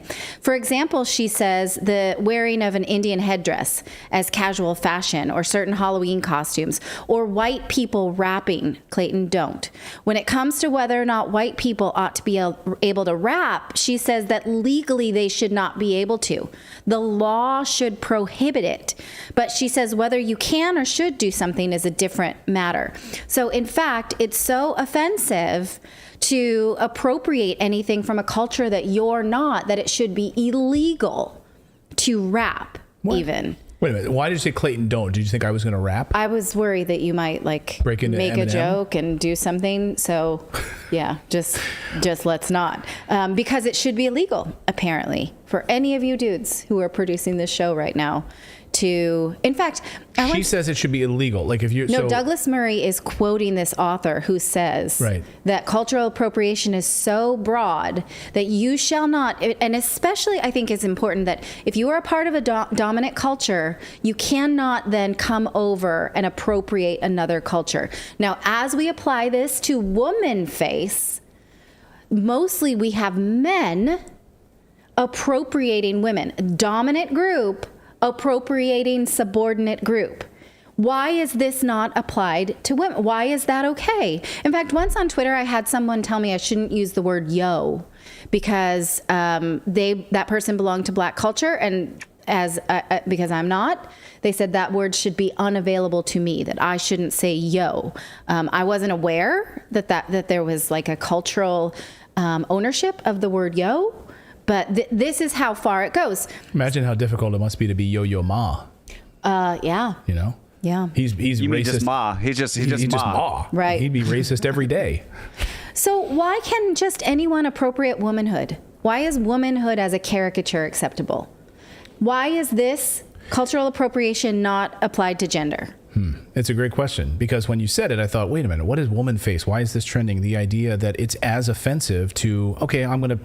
So, now there's all these people apologizing for having done blackface in movies, right? You had, what's his name? You had Jimmy Fallon coming out and apologizing for wearing blackface in sketches and doing comedy sketches around it. Now they're saying, I feel Jimmy awful. Kimmel, but Jimmy Kimmel was on Jimmy Fallon. I don't know. Anyway, a bunch of them are apologizing. Ted Danson was apologizing for it. Like all these, they're all apologizing. But it's okay for people to be dressing up and parading around the White House wearing a woman's face. I guess we can ask Dylan. Is it Dylan Mulvaney? We are going to get to Dylan Mulvaney. He has exactly what I was thinking that person has a veiled threat for those of us who don't approve of that woman face. But here's just a meme I found because I was watching woman face trend and with rapt attention. Okay. You're not allowed to rap. Wrapped, you're right. I'm not rapping. Yellow face is racist and no longer acceptable. Red face, we don't do that. Black face, racist, no longer acceptable. But totally fine when we do woman face. Why? Because so I'm concerned because when I get upset, my face turns red and I can't help it. So yeah, you can't do that anymore. Okay. That's something different. I'm supposed to stay home now. You can't do red face anymore. We're talking about red face as, I mean, the teams, the Washington Indians. They were the Redskins. Now they're the Commanders. Yeah, you can't say that anymore. The Cleveland Indians. My high school.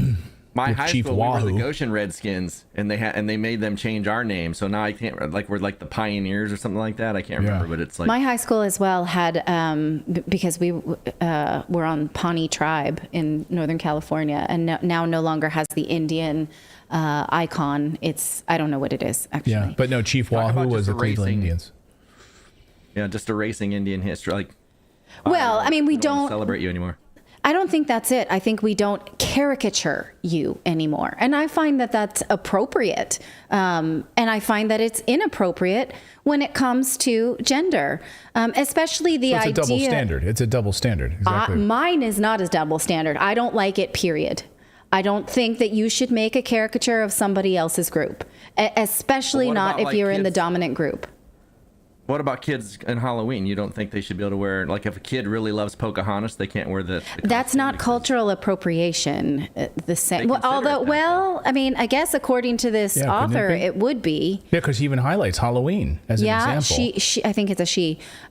She does. Well, this comes up a lot. Kind of along that Halloween thing, this comes up a lot actually in the cosplay communities, where if somebody's favorite character from an anime or something like that is like presented as very light skinned, they're like, well, black people shouldn't be able to do that, or vice versa. Like when you get into characters like that, where it's an actual like fictional character, is that considered cultural appropriation? And so this actually does. You see this a lot, like because I'm on Reddit a lot, and you'll see this come up a lot in the anime community and like cosplay of like people cosplaying things that aren't the same race that they are. Yeah, I mean, it's an interesting question, right? But if you come down all the way on one side, then it should also apply to gender. And is there a consensus then that you should not cosplay a group? Or, I mean, I guess according to this definition, you should not cosplay down the social hierarchy, which women cannot. Like, we literally at the bottom of the social hierarchy. Right. That's like the same concept as reverse racism. That it shouldn't be, if it's not going to be allowed, it shouldn't be allowed up or down, because it's very hypocritical. Yeah. You know what I'm trying to say. Hypocritical. Yeah.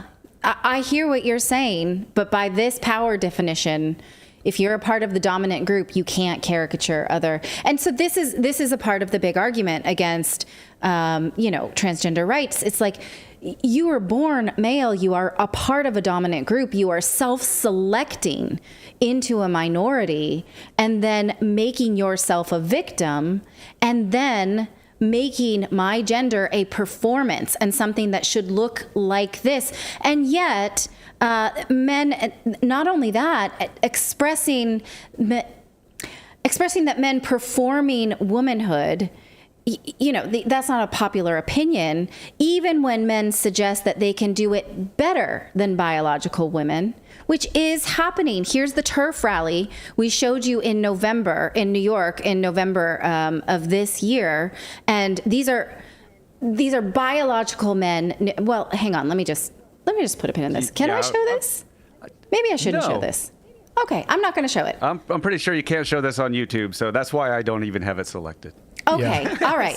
So the turf rally that we talked about in November was biological men with their shirts off. So it's naked breasts, and they are floppy. They're movable. I love that you looked at a man for an adjective. Are those breasts floppy? Would you say they're floppy or they're well positioned? Floppy is the wrong word. My experience, they're flop. They're like pancakes. I don't know what I mean. It's like a crepe. Okay. Anyway, the transgender person is saying, no man wants you. They want this, basically. Right. That I am performing womanhood better than you and am more beautiful, saying this to adult human female, right? Okay. In this exchange. So again, let's pretend for a second that we replace that with race instead. Let's say I go to a black person and say I'm better at whatever, right, that's known for this culture. Not only does that send the message that there is a way to perform blackness, right, which is offensive, and that anyone can do it, and that we agree that, do you see what I'm saying? And yes. I think I worry about what it shows my daughters is that womanhood looks like this, that's glossy and coiffed and teased and what have you. Well, I have a story that I'm going to do on the show tomorrow about transgender sports. And one of the things that I've noticed is in a lot of these different sports individuals, they're not putting on this glossy face. In fact, they're competing as a woman, but they look like a man. Like there's no hair and makeup. There's no, and yes, there's not a performance about it in certain, I'm just saying a few examples of it.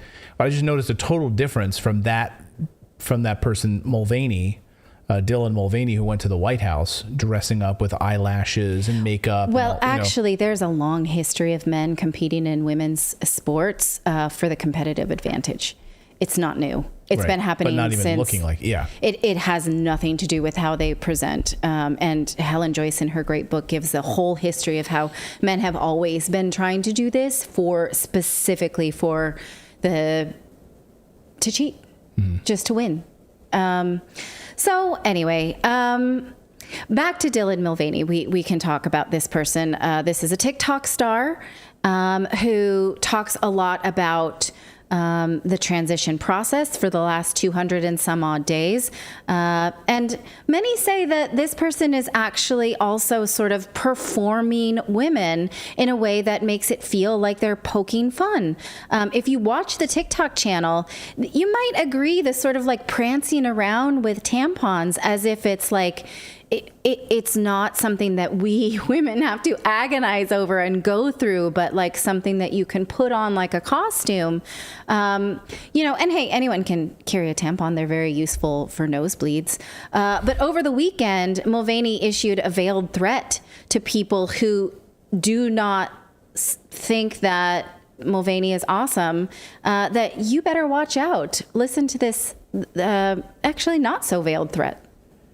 And the last thing I will say, and this will probably make you feel really good, is that I'm jealous of you. I wish I was born in your body. I wish I had a uterus. My sex assigned at birth was a biological male. Does that make you feel better hearing me say that? It's just not what God had in mind. So here I am. There's probably a lot of women that you don't like to group yourself with, but they're still women. And so am I. And now it feels like high school, and it feels like you want me to experience the pain and trauma that you've had to endure as a girl. And the fact that here I am, attempting to enjoy womanhood is incomprehensible to you. Whether it's that I carry tampons, or that I'm too feminine, or I call myself a girl, or that I'll never birth a child, well, here's some more good news for you. I'm not enjoying my womanhood as much as I was. And my pain might be different than your pain, but it's very real. So if that was your goal, then congrats. But I'm still a woman, and I'm tired, and we don't have to be BFFs, and you don't have to follow me. Just please don't call the police on me if we bump into each other in the bathroom. My only agenda is to try to find the will to wake up every day and find some ounce of happiness. And believe it or not, somehow I love you. And P.S., I am also very nervous for you just because hopefully soon transphobia won't be as tolerated online, but your tweets are forever and I don't want those to come back and haunt you. Okay? Bye. So again, I hope you're punished for saying things to me that hurt my feelings. Right. And we are getting there. And after covering the Twitter files for an hour at the beginning of the show, I feel like that's not outside the realm of possibility, is that you could say my instinct pins you as a biological male, because that's what instinct is meant to do, is distinguish between the sexes so we can reproduce. But if I say that, I will be punished. Or to that point that he just made there about being in a bathroom. Like if I'm in a woman's bathroom, don't call the police on me. Meaning you don't have the right to this space. I have the right to your space. Right. If I'm standing up peeing in the sink, do not call the police on me. But and another thing, like I thought it was odd too, is that he mentioned that God had other plans. So does that mean he's religious and he's going against what God? You know what I mean? Like, well, how does that? Well, I don't know anything about the way that this person's altered their body beyond cosmetics. So I wouldn't know that because I haven't followed day 200s of being a woman. Day 200. But I do absolutely feel like the idea that you can put it on like a costume is upsetting and hurtful to people who have to be biological women or get to be biological women. And I'm trying to raise daughters here with the idea that it's not a performance. It's something that you have to rock out like a badass bitch. And we have to like own it, and we can't. You cannot. And so I don't. Again, I'm interested in this conversation that one day woman face will be as offensive as blackface, and I just invite your thoughts into the matter. What do you want to say? Well, you keep saying woman, and I think what you actually mean is a person who bleeds or a person with uterus. I think. No, I do not. Is the correct. No, I do not. I thought that terminology was no longer allowed. Yeah, we're not. Yeah. On this show, you're allowed to be a woman. I know it's we believe in biological differences on this show. We do, and you want to know what a badass Natali actually is? I ate my own placenta. That's right. You have to be a biological woman to do that. That's right. You do. And I love what he said. He said, like, I'm not, I have to say, I'm not really enjoying my womanhood. And he remember he was with Joe Biden saying it's like 220 days now that I've been a woman. Yeah. Right. Like, okay, so, maybe you guys can have some homework and see how you feel about man face, if that feels at all, something to you. Like the idea of a performance of a race. Should this be applied to the performance of a gender? I'm not answering this for you. I am putting it out for you, and that's where we're going to leave it today. All right. Let us know your thoughts on that. We have a big show tomorrow lined up for you. We are here live every day at 4 p.m. Eastern Time. So please subscribe to the channel and turn on that little bell notification on YouTube. And then on Rumble, I believe, I don't know how exactly does it work. Do you guys know on Rumble for the notifications? Like when you subscribe on Rumble, do you turn on like a little bell? Or does it auto? Yeah, Rumble said, as long as you subscribe, Rumble says they do not throttle notifications. You will get it. Good. Unlike YouTube, which often, that's why we do our 30-minute intro at the beginning of the show. Think about this for a second. We have 1.5 million subscribers right now. Generally, notifications go out to between 28 to 30,000 people, and that's it. That should tell you everything you need to know. So please subscribe and turn on that little notification bell so at least we can get some notifications out. And I'll just wrap it up with this. We do have a daily newsletter. If you subscribe to the daily newsletter at Redacted.inc, that's the place to go. Just put in your email and you will receive the newsletter first thing in the morning. They'll have a link to the show and all of what we've got going on here on Redacted. And then you'll also get a great newsletter. Redacted.inc is the place to go and sign up for the newsletter. I just want to say one more thing for those of you who have said, hey, when you guys aren't around, I set my schedule. When are you going to be doing the news? We're going to work all the way up to Christmas Eve. And then we are taking the holidays off. So we will give you more about that schedule. But just so you know, we got another 2 weeks of shows. So join us. Yes, people are saying, well, can you please put out your schedule, publish your schedule? So we will also update you in the newsletter. Are you worried about